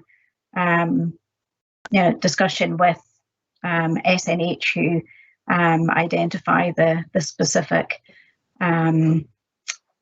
the specifics of the provisions. think also clearly beavers are a much bigger issue that would require much wider consultation beyond the Tay catchment as well. There's been quite obviously a lot of recent publicity around that and the relocation of beavers to other parts of the UK from the Tay. So I think it's a much bigger issue, but a very important point. But I think, as Brenda was saying, it's one we need to take back to Nature Scott initially and start to explore that in relation to future policy iterations. Yeah, I'm sure you'll get a wide variety of comments back in relation to it. Thank you. Okay, thank you very much. Any further questions? We have no further questions at the moment, and I will remove the paper and then we'll take comments thereafter. This report informs us of the recent guidance to be prepared to support the policies of the adopted local development plan. It covers both statutory guidance, which has the same status as the development plan, and non-statutory guidance, which has the status of being a material consideration when determining planning applications. Section 2 of the report provides an update on the changes suggested to the guidance as a result of public consultation and seeks approval to finalise and adopt it to support the Local Development Plan 2. I believe this report and associated appendices demonstrate the inclusive nature in which the guidance has been prepared. The recommendation to members is to approve the guidance as key policy documents to support the adopted local development plan. Happy to move the paper. Councillor Duff. Thank you, Convener. I would simply wish to thank the team leader for development plans, Brenda Murray, and Mr Littlejohn for the substantial effort put into developing the statutory and non-statutory guidance contained within this report. I'm happy to second the motion. Okay, and we move to comment. Councillor Lane. Thanks. I just want to praise the officers. I think I asked the question at 11:48:49, and my phone's just pinged with a notification coming through with information for a link for me to look at. So I'm really impressed with how quick that came through. So thanks very much. It just shows how quickly our officers can respond. Okay. Thank you very much for that comment. Happy to agree the paper. Agreed. So we move on to item 9 on the agenda, which is the Perth and Kinross Local Development Plan 24 to 34 and the Development Plan Scheme. And we have again an introduction from the Head of Planning and Development. Thank you very much, Convener. I guess if item 7 on the post-adoption SEA statement relating to LDP2 was kind of looking backwards, this paper is now looking forwards, and the report informs committee of the statutory requirement to prepare and update local development plans every 5 years, and the need to adopt a new local development plan for Perth and Kinross by 2024. The report advises that the first stage of the new LDP is to prepare the development plan scheme, and a draft of this is presented at Appendix 1. The report sets out the timetable for the preparation of the LDP, what will be involved at each stage, and the Council's commitment to consultation and engagement in the process. As noted at paragraphs 2.3 and 2.4 of the report, LDP 3 will be prepared under the terms of the Planning Scotland Act 2019, for which the statutory regulations and guidance are currently being drafted by the Scottish Government. So this means that whilst work can begin on preparing LDP3, the key milestones identified in the proposed timetable in the report are subject to potential change as we await Scottish Government guidance on the process, which is expected around spring 2022. Again, happy with Brenda to answer any questions. Okay, thank you very much. We have a question from Councillor Ros McCall. Thank you, Convener, and thank you for that. Again, know the proposal, the proposed timetable, and totally understand that you'll be expecting guidance from the Scottish Government that may affect time scales as stated there. But obviously we're now looking at this through the COVID lens as well as with everything else. So and because this is so prescriptive and because it needs to be done every 5 years, has there been any idea or any thought put forward to what COVID and the communication barriers that we have may cause, and if that might actually affect the timetable in any way, and what possible issues do we think there has about meeting that proposed timescale? So I was going to say a few words just very quickly. I mean, Heads of Planning Scotland have obviously been looking at the development plan process in the context of the pandemic, and part of the challenge, of course, is that every local development plan across the country is not necessarily at the same stage, and perhaps, you know, in Perth and Kinross was one of the early adopters. We're probably ready sooner than others to begin the third of our local development plans. But Brenda's team very clearly will be focused on the timescale and the implications of it. It is right at the beginning of the process, so I guess that's helpful. But Brenda was just about to say something on that. Yeah, I was just going to say, in terms of looking forward, and what we're trying to do is look at what other authorities, other organisations, agencies have been doing to date in terms of carrying out consultation during the pandemic. A lot of authorities, we were in a fortunate position to some extent in the fact that we had just adopted the plan and we were not looking to carry out engagement imminently. So we have been able to start reviewing what has taken place, and the Scottish Government themselves, actually, the Planning and Architecture Division, have identified some good practice, not necessarily highlighting anything as being standing out and the way to move forward, because it'll be horses for courses to some extent. So we are looking at that, and we highlight in the development plan scheme that we will need to address these issues moving forward. So looking to learn from what has gone before us. Well, I'm sure we'll come up with the exemplar. Thank you very much indeed. Thank you. Councillor Anderson. Thank you, Councillor Lyle. My question is just a bit of clarity. When we did the councillors' consultation for the LDP, we were advised that LDP 3 could be a 10-year cycle because of the amount of work required. Just for clarity, is LDP programmed to come out in 5 years from now, or is it a 10-year plan? Because we get the feeling it's a bit like painting the Forth Bridge. Yeah. I think in terms of the development plan scheme, we've obviously set out a timetable. The plan LDP2 itself has been prepared under the old system, which basically sets the plan over a 5-year period, at the end of which we need to ensure that we have sufficient housing, land supply, etc. That means that really we do need to get the plan or get the new plan adopted within 5 years of LDP2 having been adopted. However, the new plan, LDP3, will be prepared under the new system, which means it will be a 10-year plan. So 5 years for LDP2 and then on to 10 years from LDP3. Thank you for the clarity. So within 5 years, you have to have LDP3 prepared and ready to submit, and once that's in place, it'll be 10 years. It'll be a 10-year document. It's a matter of timing and the crossover between different legislation, but the legal requirement to begin a process, notwithstanding future changes. So that's the process. Yeah, thank you. Understand it now. Thank you.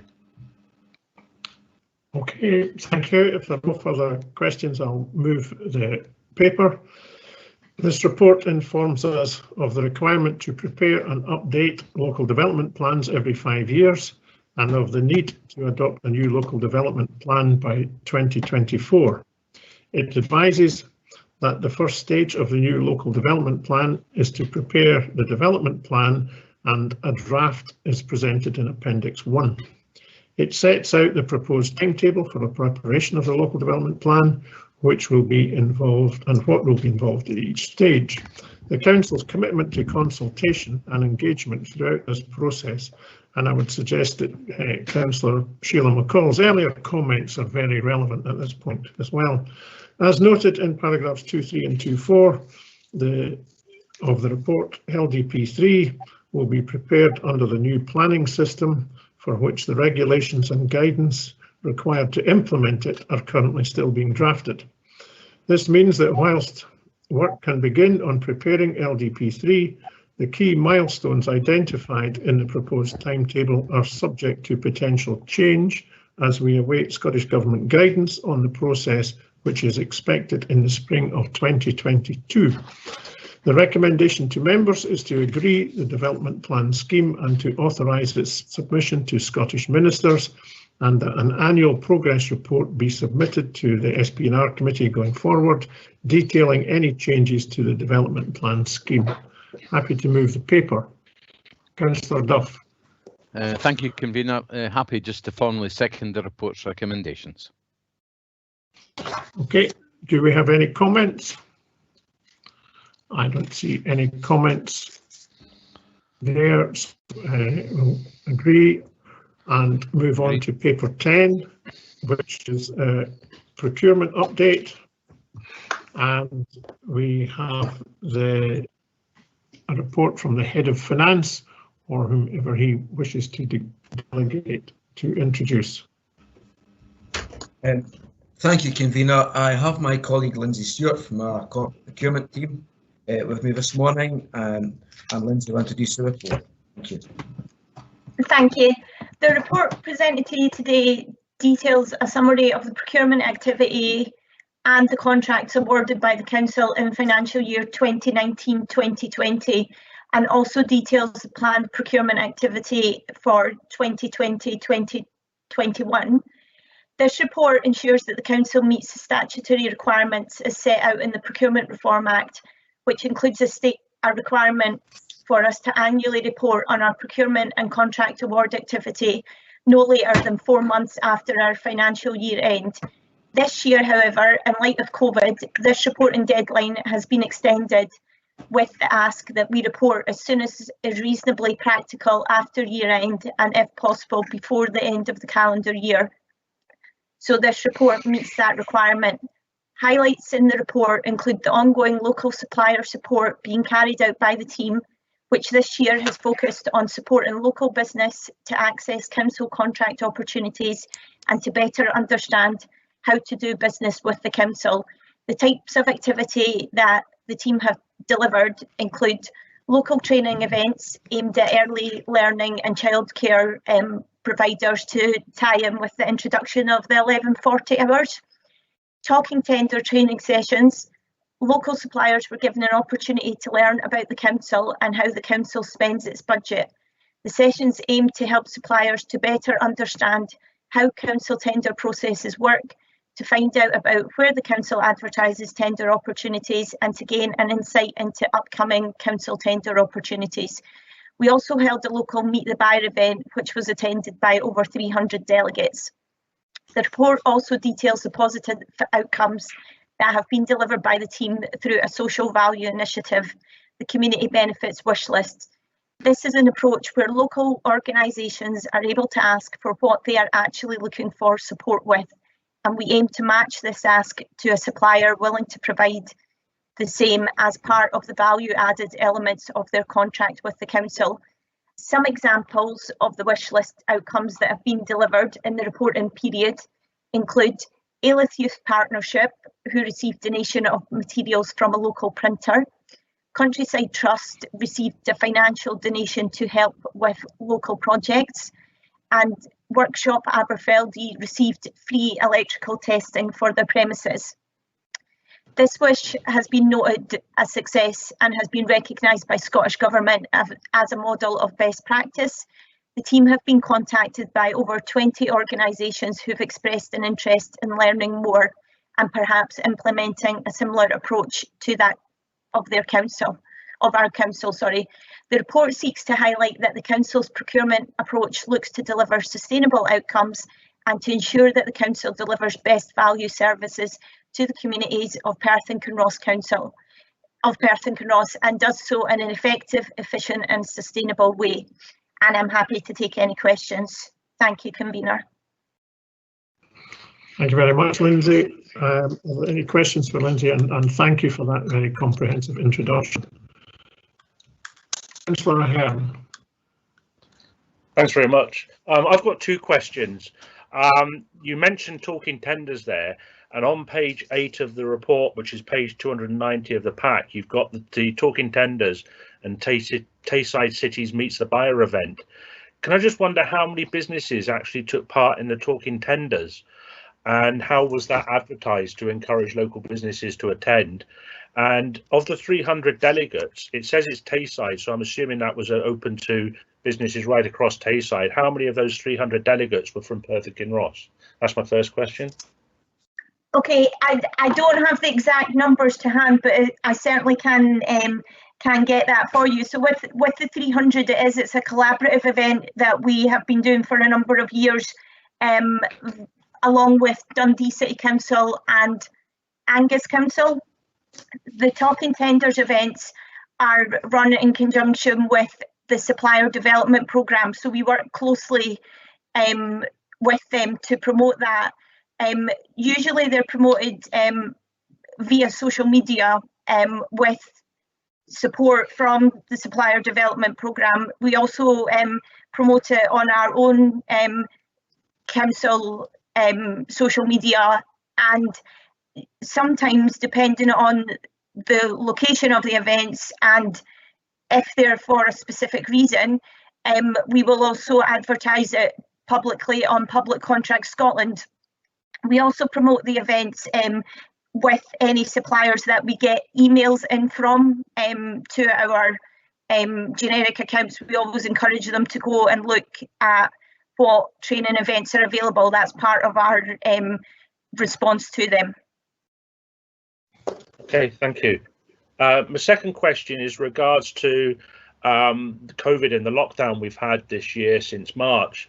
I know this report only goes up to the end of the last financial year, but you've got in there at the end of the report about the potential tenders coming up. And I just wondered, we will have unfortunately lost a few businesses and suppliers through the lockdown. And I just wondered how that's affected our procurement within the council, and how that's affected potential future tenders as well. So the contract delivery plan is obviously for the future years, and in terms of the suppliers, we've not noticed yet a significant impact on the suppliers. That may come in the future as we go out and tender more. But what we would then look to do is engage with the local market to try and find out what is the best route for us, taking into account any impact that COVID may have had. Okay, thank you. Okay, thank you very much.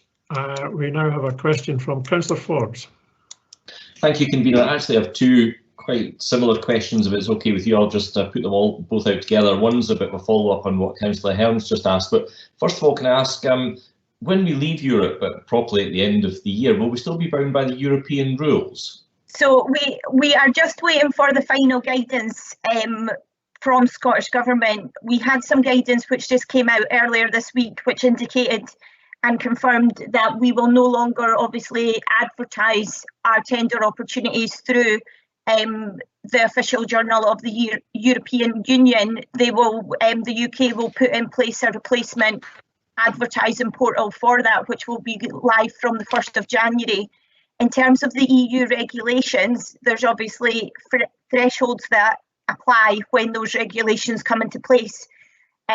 We're waiting for guidance from the UK and Scottish Government to confirm if those thresholds will still apply, or if we will go to the Scottish regulations and apply those thresholds to all tendering activity. Those thresholds are significantly lower than the EU threshold, but we've not had any confirmation yet of what will happen come the 1st of January.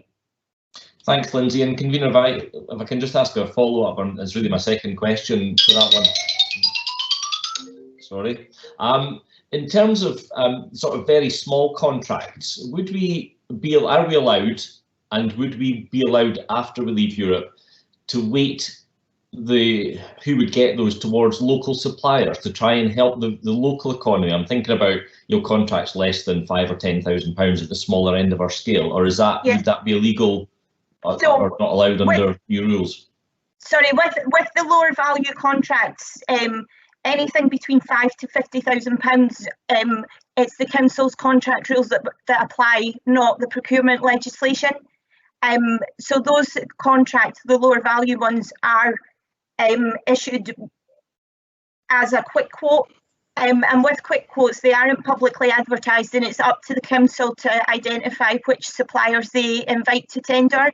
So we can select which we recommend that everyone invites a minimum of 3 organisations, but they can be any 3 organisations that are usually picked by the service who have the requirement based on the knowledge of the market they've got. And they could be, so for example, our voice properties, they tend to be local organisations that are invited to quote for that work.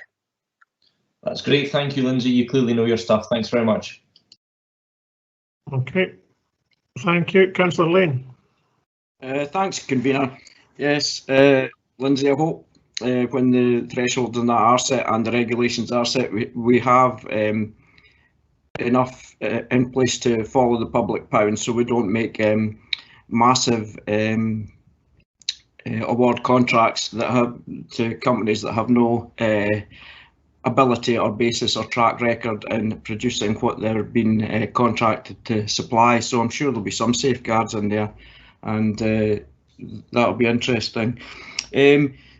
It's really on page 314, and it's about, I'm probably getting this wrong, so it's just to explain it to me, you know, the education contracts for fresh meat, fish, etc., and everything like that. Is that for school meals? I thought that would be procured through Tayside contracts at the moment. So I was wondering why all the contracts come through PKC and not through the central team that produce the meals. Sorry, I'm just trying to find the page because I've only got my section of the report, so it's on a different page. It's page 314, and it's just, you know, about that we're going to be awarding these contracts in 2020, 21, 22, expected award date.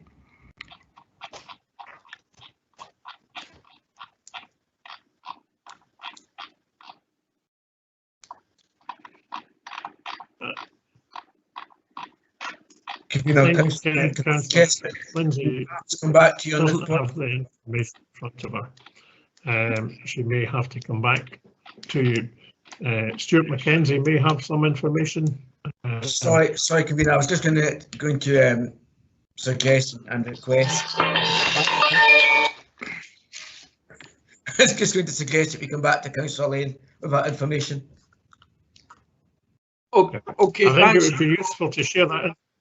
Yeah, I think everybody, you know. I think it would be useful, if you don't mind. I think it would be useful to share that information with all the committee, not just Councillor Lane.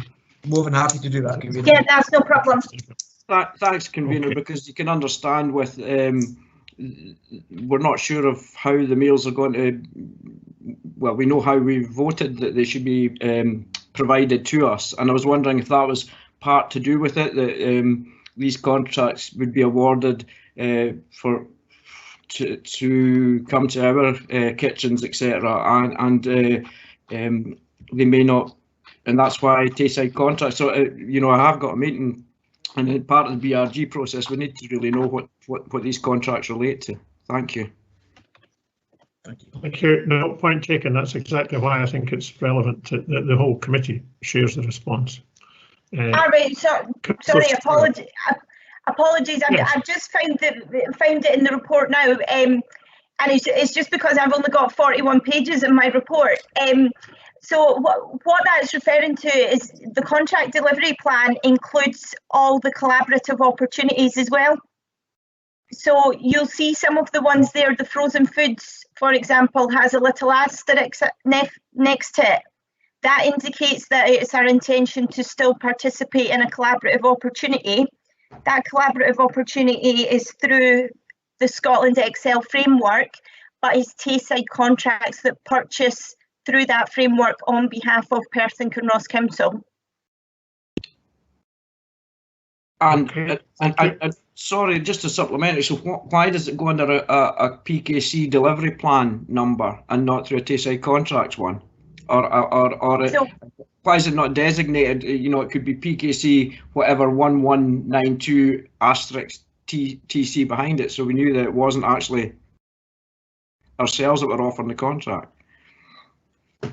So as part of our obligation under the regulations, we have to indicate what contracts we will be putting in place or participating, so that the public have an indication of where the council spend and what we will be tendering. So although we are not tendering directly, we still have a requirement for those goods or services. So that's why it's all included, and the asterisk is used just to indicate that it would be through a collaborative opportunity and not something that we're tendering directly. Okay, thanks, Lindsay. I maybe take this offline, because if we're moving towards a fresh food model, obviously we'll be wanting to, well, staying with the fresh food model, we'll be putting out a lot more contracts than the rest of the Tayside contracts for the fresh food side, and they'll be putting in for a lot more frozen food. So I don't know how, I'd like to see how that pans out when it comes to deciding on which business we use to supply these things. Thank you. Yeah, more than happy to pick that up with you. Thank you. I think, again, that clarification would be useful to all members of the committee. Yeah. Lindsay. Thank you. Councillor Stewart. Thank you, convener. So Appendix A lays out the contract delivery plan, and then we have Appendix B with the tenders accepted. In the contract delivery plan, there are just, it's difficult to gauge without sort of counting up individually, but it just seems to me there are quite a lot of tenders with an expected award date of 2020, more so than in the tenders accepted, you know, with only part of the year to go, more so than there are in the tenders accepted for the previous year. And I just wondered what the capacity was like to deal with all of those tenders and ongoing procurement exercises for the remainder of 2020. Yeah, so the tenders accepted will include obviously everything that's been awarded up to March. And in 2020, the contract delivery plan is not based on the financial year, it's based on the calendar year. So without, you know, doing a comparison at this point in time in terms of what has been delivered to date, then I'm not able at this point to say, you know, out of those 2020 ones, what still has to be delivered.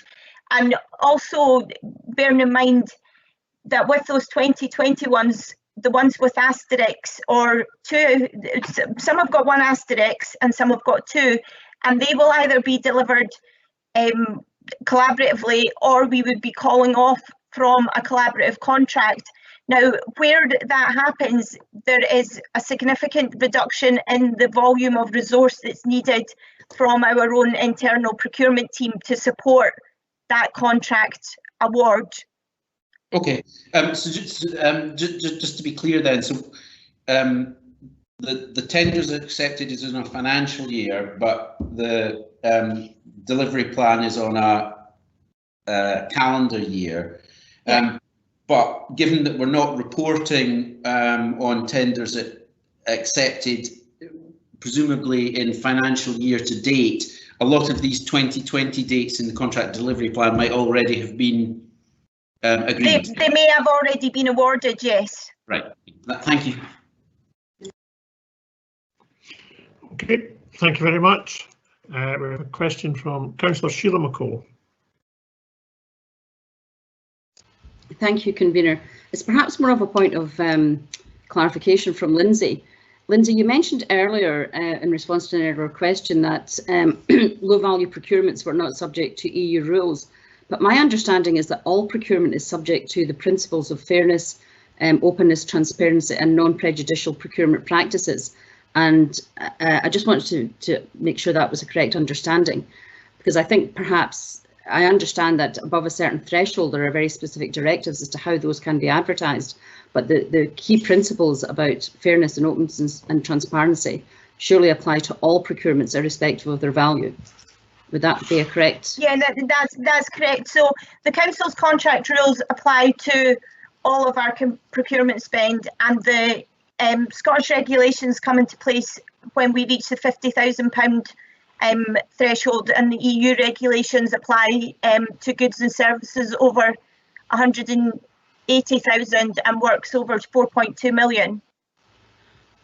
But what I'm trying to get clarity on is that the EU directives, which are incorporated into Scots law, or into law by the Scottish Government and by the UK Government respectively, have a requirement to ensure that all local procurement policies and procedures have to be compliant with the principles in the directives, irrespective of the value. Is that correct? Yeah, that's correct, and that's incorporated into the Council's contract rules. So therefore, discretion around preferential treatment to a particular cohort of suppliers would be in breach of the directives, irrespective of the value of the goods. We would need to be able to explain if a supplier queried why they haven't been invited. We need to be able to explain to them why they haven't been invited. Now, with the quick quotes, which was the lower value contracts we were discussing earlier, there is no limit to the number of suppliers that we invite, so we can invite as many as we want should we feel that there's a necessity to do that. Okay, thank you. Okay, thank you. Are there any further questions? No, and I'd like to thank Lindsay for answering all the questions this morning, or this afternoon as we now are. Anyway, I move the paper. This report details the Council's procurement activity during the years 1920 and planned activity in the current year, in fulfilment of statutory duty to report on procurement performance. The range of goods and services purchased by the Council is considerable and, as shown in the annual report, supports the delivery of each of the Council's strategic objectives. Like all Council members, I am deeply concerned by the impact of coronavirus and the challenges it faces our business community.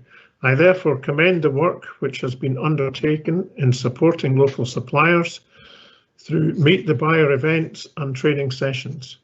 This is helping local businesses, large and small, to compete for work, not only with the Council, but across the wider public sector. Local communities also gain from our procurement through the inclusion of community benefit clauses in Council contracts. New online community benefits wish lists enables community groups to set out what they need and allows suppliers to much better match this against what they can provide. This innovative work on community benefits has been recognised at a national level, and I am absolutely delighted to congratulate the Council's corporate procurement team on their recent success in winning the social value category at the Scotland Go Awards 2020. This was against stiff competition, and we wish them well going forward to the UK Awards next year. The annual report shows the positive outcomes being delivered through the Council's procurement activity, and I would ask the committee to agree the report. Councillor Duff. Thank you, Convener. The council procurement with third parties amounted to the not inconsiderable sum of £248 million during 2019-20. The procurement strategy plays an important role in enabling the council to deliver local environment, economic and community benefits, helps the authority be more creative and effective in its service delivery, adds increased value to the spend the council makes each year and supports the Perth and Kinross offer. Convener, I too would like to take the opportunity to congratulate the corporate procurement team on its community benefits wish list initiative, which has already delivered dozens of community benefits across Perth and Kinross. I'm happy to second the report. Okay, thank you very much. And I don't see any comments in the board, so I'd just like to thank Lindsay Stewart again for her contribution this morning and agree the paper. We now move on to paper 11, which is to agree a change of membership, which is the Corporate Health and Safety and Wellbeing Consultative Committee membership be amended to agree that Councillor Pover replace Councillor Drysdale. Do we agree? And Councillor Stewart, you have a question. I agree. It's just a question, a technical question, maybe legal and governance or committee services could answer. Is the appointment to committees and other bodies not a matter reserved to council under the scheme of administration, to full council? If Lisa Simpson is available, I wonder if she'd like to answer that question.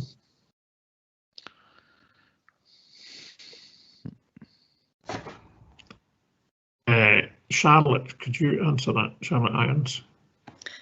In this case, the consultative committee reports to SPNR, so that would be the appropriate place to change the membership.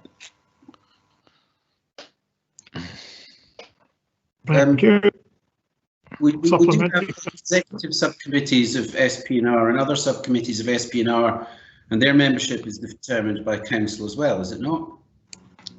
No, anything that reports through SPNR should be appointed by that committee unless it's specified in the scheme, in the standing orders differently. There is one of the SPNR executive subcommittees that has to be appointed through council. Okay, thank you. Okay, thank you very much. Can we agree? Agreed. Agreed, thank you. We agreed. We now move on to item 12, which was originally a private paper and to do with the executive structure arrangements of this council. And before we go into the debate on that, I would ask that members move to a private briefing session where we may find some comments from the Chief Executive, which are really to do with personal issues and privacy issues and shouldn't be heard in public. So can I ask you to move to the private section of the meeting, and then we will reconvene in the public section thereafter. So if we could all move over to the private section. Thank you. Thank you.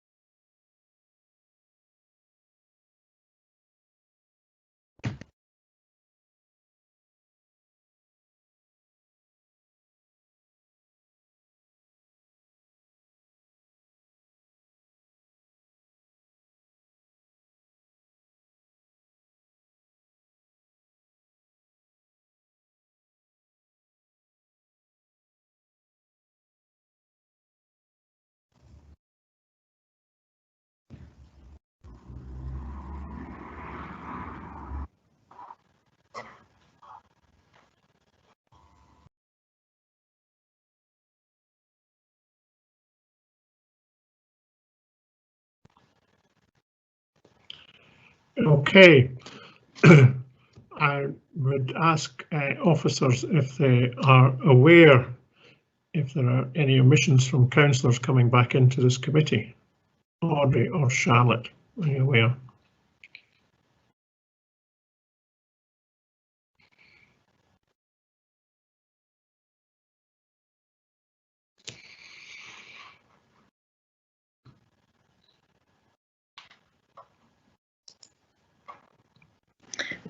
Maybe if I just do the roll call again, we're Yeah. still unable to see the attendance in the same way. Okay. Oh, So obviously we've got yourself, Councillor Lyle, Councillor Duff. Nope.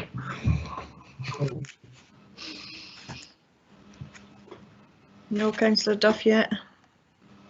Okay, carry on. Councillor Ahern. Yeah, yeah. Councillor Anderson. Yeah, present. Councillor Bailey. Yeah, present. Councillor Baird. Present. Councillor Donaldson. Present. Councillor Forbes. Present. Councillor Lang. Present. Councillor McCall. Present. Councillor McCall. Present. Councillor McEwen. Present. Provost Malloy.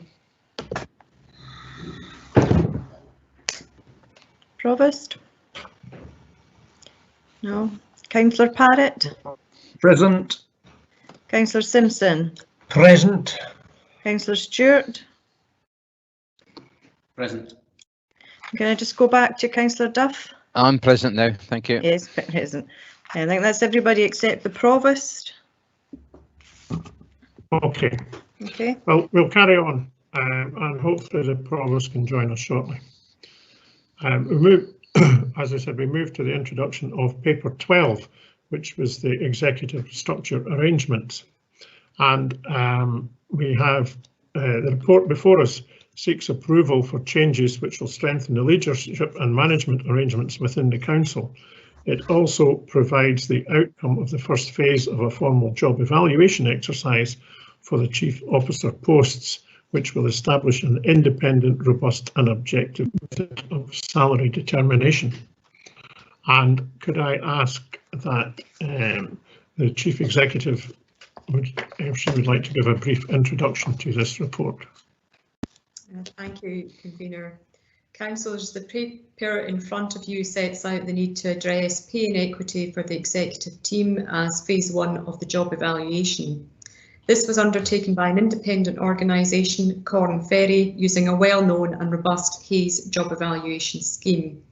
The scheme benchmarks salary scales based on the scale and scope of roles across the public and private sector, and also benchmarks across other local government organisations. There is no standard job evaluation scheme for chief officers, unlike other staff members or professions working within a council environment. I appreciate, councillors, there is never a good time to address senior pay. However, this matter has been outstanding since before I joined Perth and Kinross Council and requires to be addressed in the context of pay equity and risk to Perth and Kinross Council. The paper also sets out the need to restructure the council following the retirement and indeed resignation of chief officers over recent months. The proposal to establish a permanent chief operating officer will ensure resilience, stability and capacity at this very challenging time as we respond to COVID and focus our attentions on recovery and renewal. It is further proposed to recruit internally to enable savings to be made by non-replacement of a post, either the substantive role or indeed another post within the organisational structure.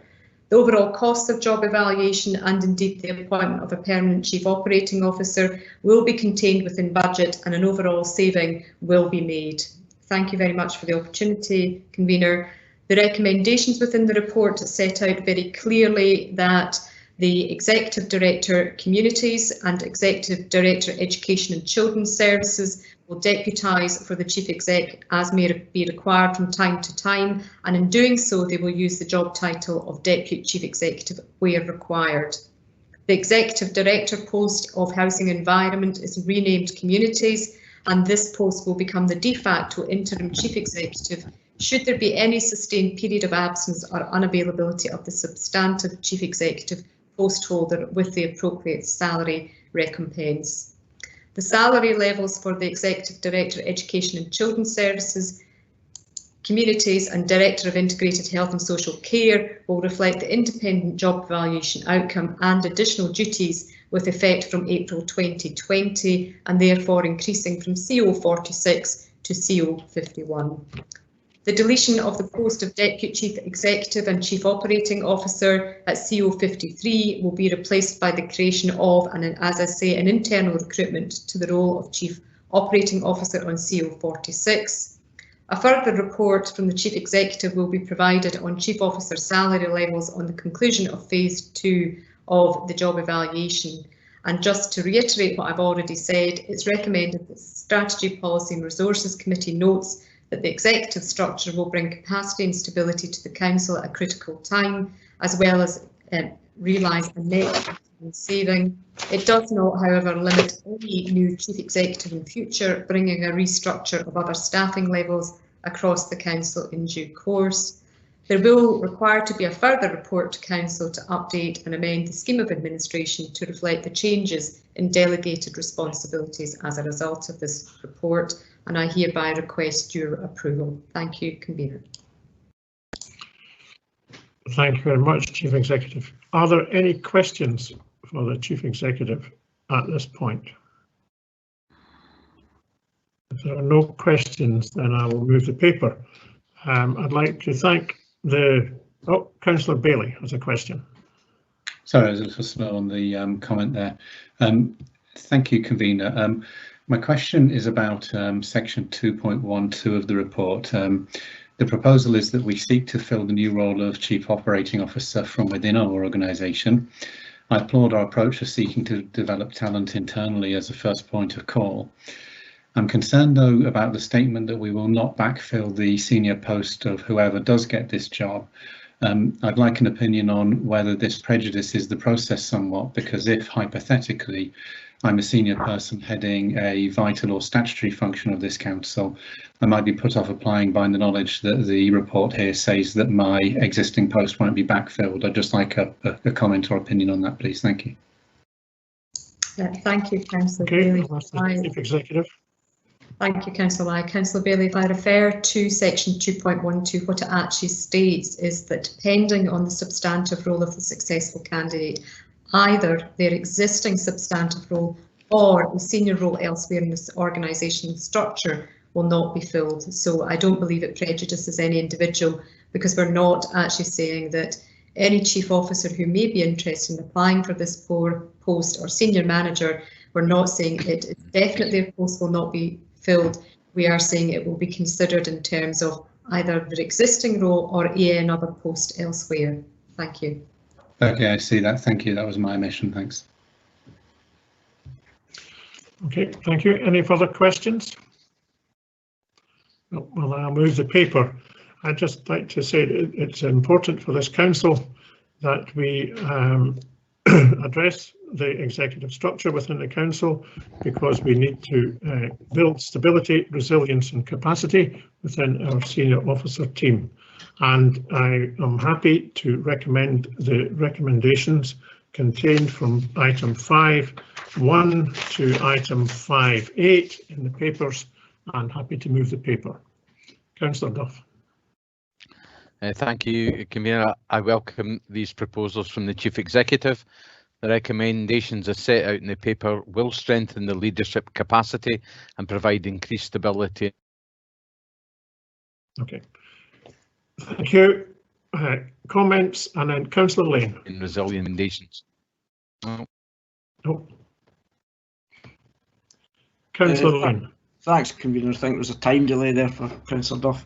I think this paper is quite straightforward. Independent advice has been taken and reported on.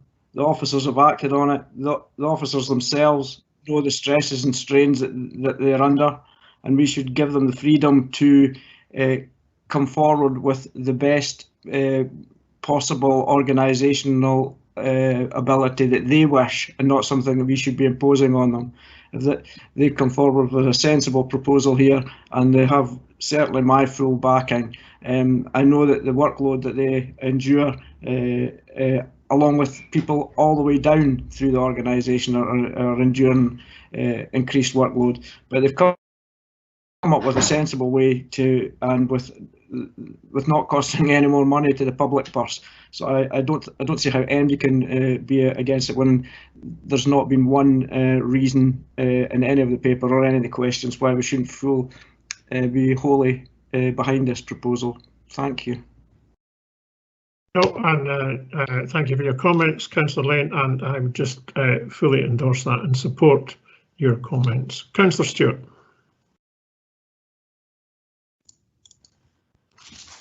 Thank you, Convener. Unfortunately, I don't agree. I don't think I'm going to get a seconder for amending the paper, but I do have concerns about the lateness of this paper. It was issued 14 minutes before the end of business yesterday.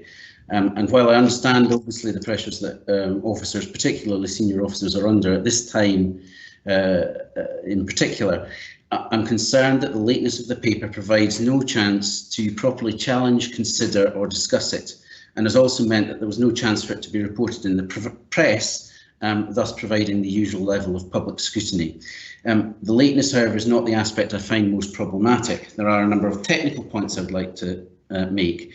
The Scottish Government's public sector pay policy for 2020-2021 makes clear that the maximum pay increase should be limited to £2,000 for those earning 80,000 or more, and also that there should be a reduction in 10% of the remuneration package for any new chief executive appointment. By raising the executive director and chief officer salaries and reducing the chief executive salary, we will therefore be creating a reduced differential between these roles. Paragraphs 3.9 and 3.13 detail the levels of pay of the new proposed chief operating officer and former deputy chief executive posts, and show that the saving would be in the order of £13,500. In paragraph 4.2, this saving has been inexplicably inflated to £17,500. With reference to the chief officer director of integrated health and social care post, there's no reference to whether the benchmarking exercise took place before or after the removal of the responsibility for operational management of inpatient mental health from the job, a responsibility which was reported to take up approximately 80% of the job's time. And then we must consider that the committee has not been provided with detailed results of the initial job grading exercise in order to scrutinise them. For example, in paragraph 3.9, we're told that Appendix 4 contains an excerpt of the Joint Negotiating Committee pay grades for chief officers. There is no Appendix 4 and the information is not provided. I understand the need to provide continuity management, but I don't consider that the paper clearly shows how renaming a service and paying some senior staff more will, in practice, strengthen strategic leadership capacity. Again, though, it's not the technical issues that I find most problematic with this paper. Last week, MPs set an example by refusing their proposed pay rise. This afternoon, the Chancellor may choose to introduce a public sector pay freeze to deal with the ongoing costs of the current pandemic, including the costs in relation to supporting people across the UK and Perth and Kinross through the furlough scheme, to name but one example. Earlier today in this meeting, we heard about the rise in unemployment and the loss in household income for people right across Perth and Kinross over the course of the pandemic. Increasing the pay of 3 executives by nearly £10,000 or 9% at this time will stick in the craw of those who, as we heard earlier, have either lost income over the past 8 months or worse, lost their jobs. Everyone working in both the public and private sector will be facing pay freezes, or at the most only inflationary pay rises next year. None will see pay rises of this magnitude, and none of them will have it backdated to April. In summary, I don't believe that the report is ready to be considered by this committee, and I think that the residents and taxpayers across Perth and Kinross will find these proposals for senior salary levels completely unpalatable. And I urge that committee does not agree. Okay, I note your comments, Councillor Stewart. I'm afraid I don't agree with them. I think there was a need to address some of the situations that we had earlier in the private session, and that was the need for this committee to hear this item as a matter of urgent business, which we have done today. I note you haven't asked a question and you haven't proposed an amendment, so therefore I note your comments. And Councillor McEwen. Thank you, Convener. I share your views. I share completely the opposite views from Councillor Stewart there, and actually some of what he's saying is actually just factually incorrect. Nobody's getting a pay rise. There has been a job evaluation in which people's jobs, due to the work that they do for the council, are being moved to different grades. So people have had a grade change, not a pay change. And Councillor Stewart not being able to understand that basic fact makes me wonder why we've just had to listen to 2 minutes of diatribe and what his motivation for that is. And I feel his motivation is a negative one aimed at a personal vendetta. And I think it's very, very sad to hear that at this council and at this committee, and officers during this time of COVID who've been working outside their norm, outside their pay structure, outside what their job description says, and to come out with what he's just come out with, I'm actually absolutely ashamed of. And I just like to make sure that people of Perth and Kinross are sure that myself, and I'm sure my group, do not stand behind anything that he has just said.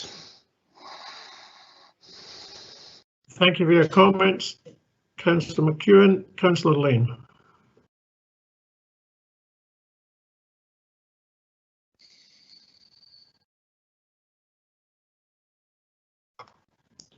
Councillor Lane.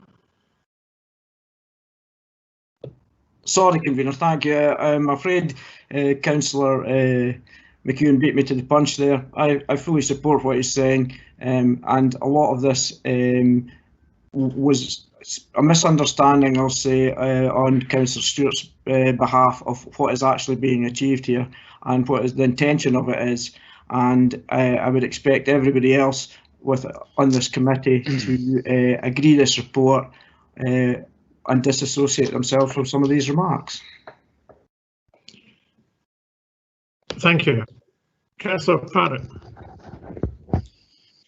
Many thanks. Can I just say that I am fully in support of this proposal. It has been long in the making, and it is only recent legal difficulties, I believe, that have prevented it being made public earlier. It's necessary, it's timely, it is urgent business, and it should go ahead. Thank you. Thank you, Councillor Parrott. Councillor Duff. Thank you, Convener, for the opportunity to come back in. I just want to make it clear that myself, and I'm sure the administration, disassociate themselves with Councillor Stewart's remarks. The review of the chief officer salary placements is long overdue, and these recommendations provide a level of fairness, equity and competitiveness commensurate with the roles and responsibilities of the post holders. So I just want to make it quite clear that I am not in support of Councillor Stewart's comments. Thank you. Thank you. Councillor Simpson. Thank you very much, Convener. It'll come no surprise to colleagues that I normally disagree with Councillor Stewart's comments on any occasion, but and today is no exception. I think we should all unite to condemn what he said and invite him to withdraw. At a time when council staff are under great pressure, we could all live without comments such as this. So I think we should all disassociate ourselves with the comments that he made. Thank you for that, Councillor Simpson, and I note the comments from Councillor Anderson and Councillor McCall in the chat box. I'd just like to say that as leader of the council, I absolutely disassociate myself from these comments. I am aware that, one, this is a paper that most of it could have come to the committee in March. For obvious reasons, it hasn't been. It could have been published last week, but given prudent legal advice, it wasn't. So, and it is a matter of urgent business, so it was appropriate to do that, to bring it forward today. And I think Councillor Stewart has really misunderstood the whole situation, and I hope it no worse than misunderstood the whole situation that we find ourselves in and the need to do this.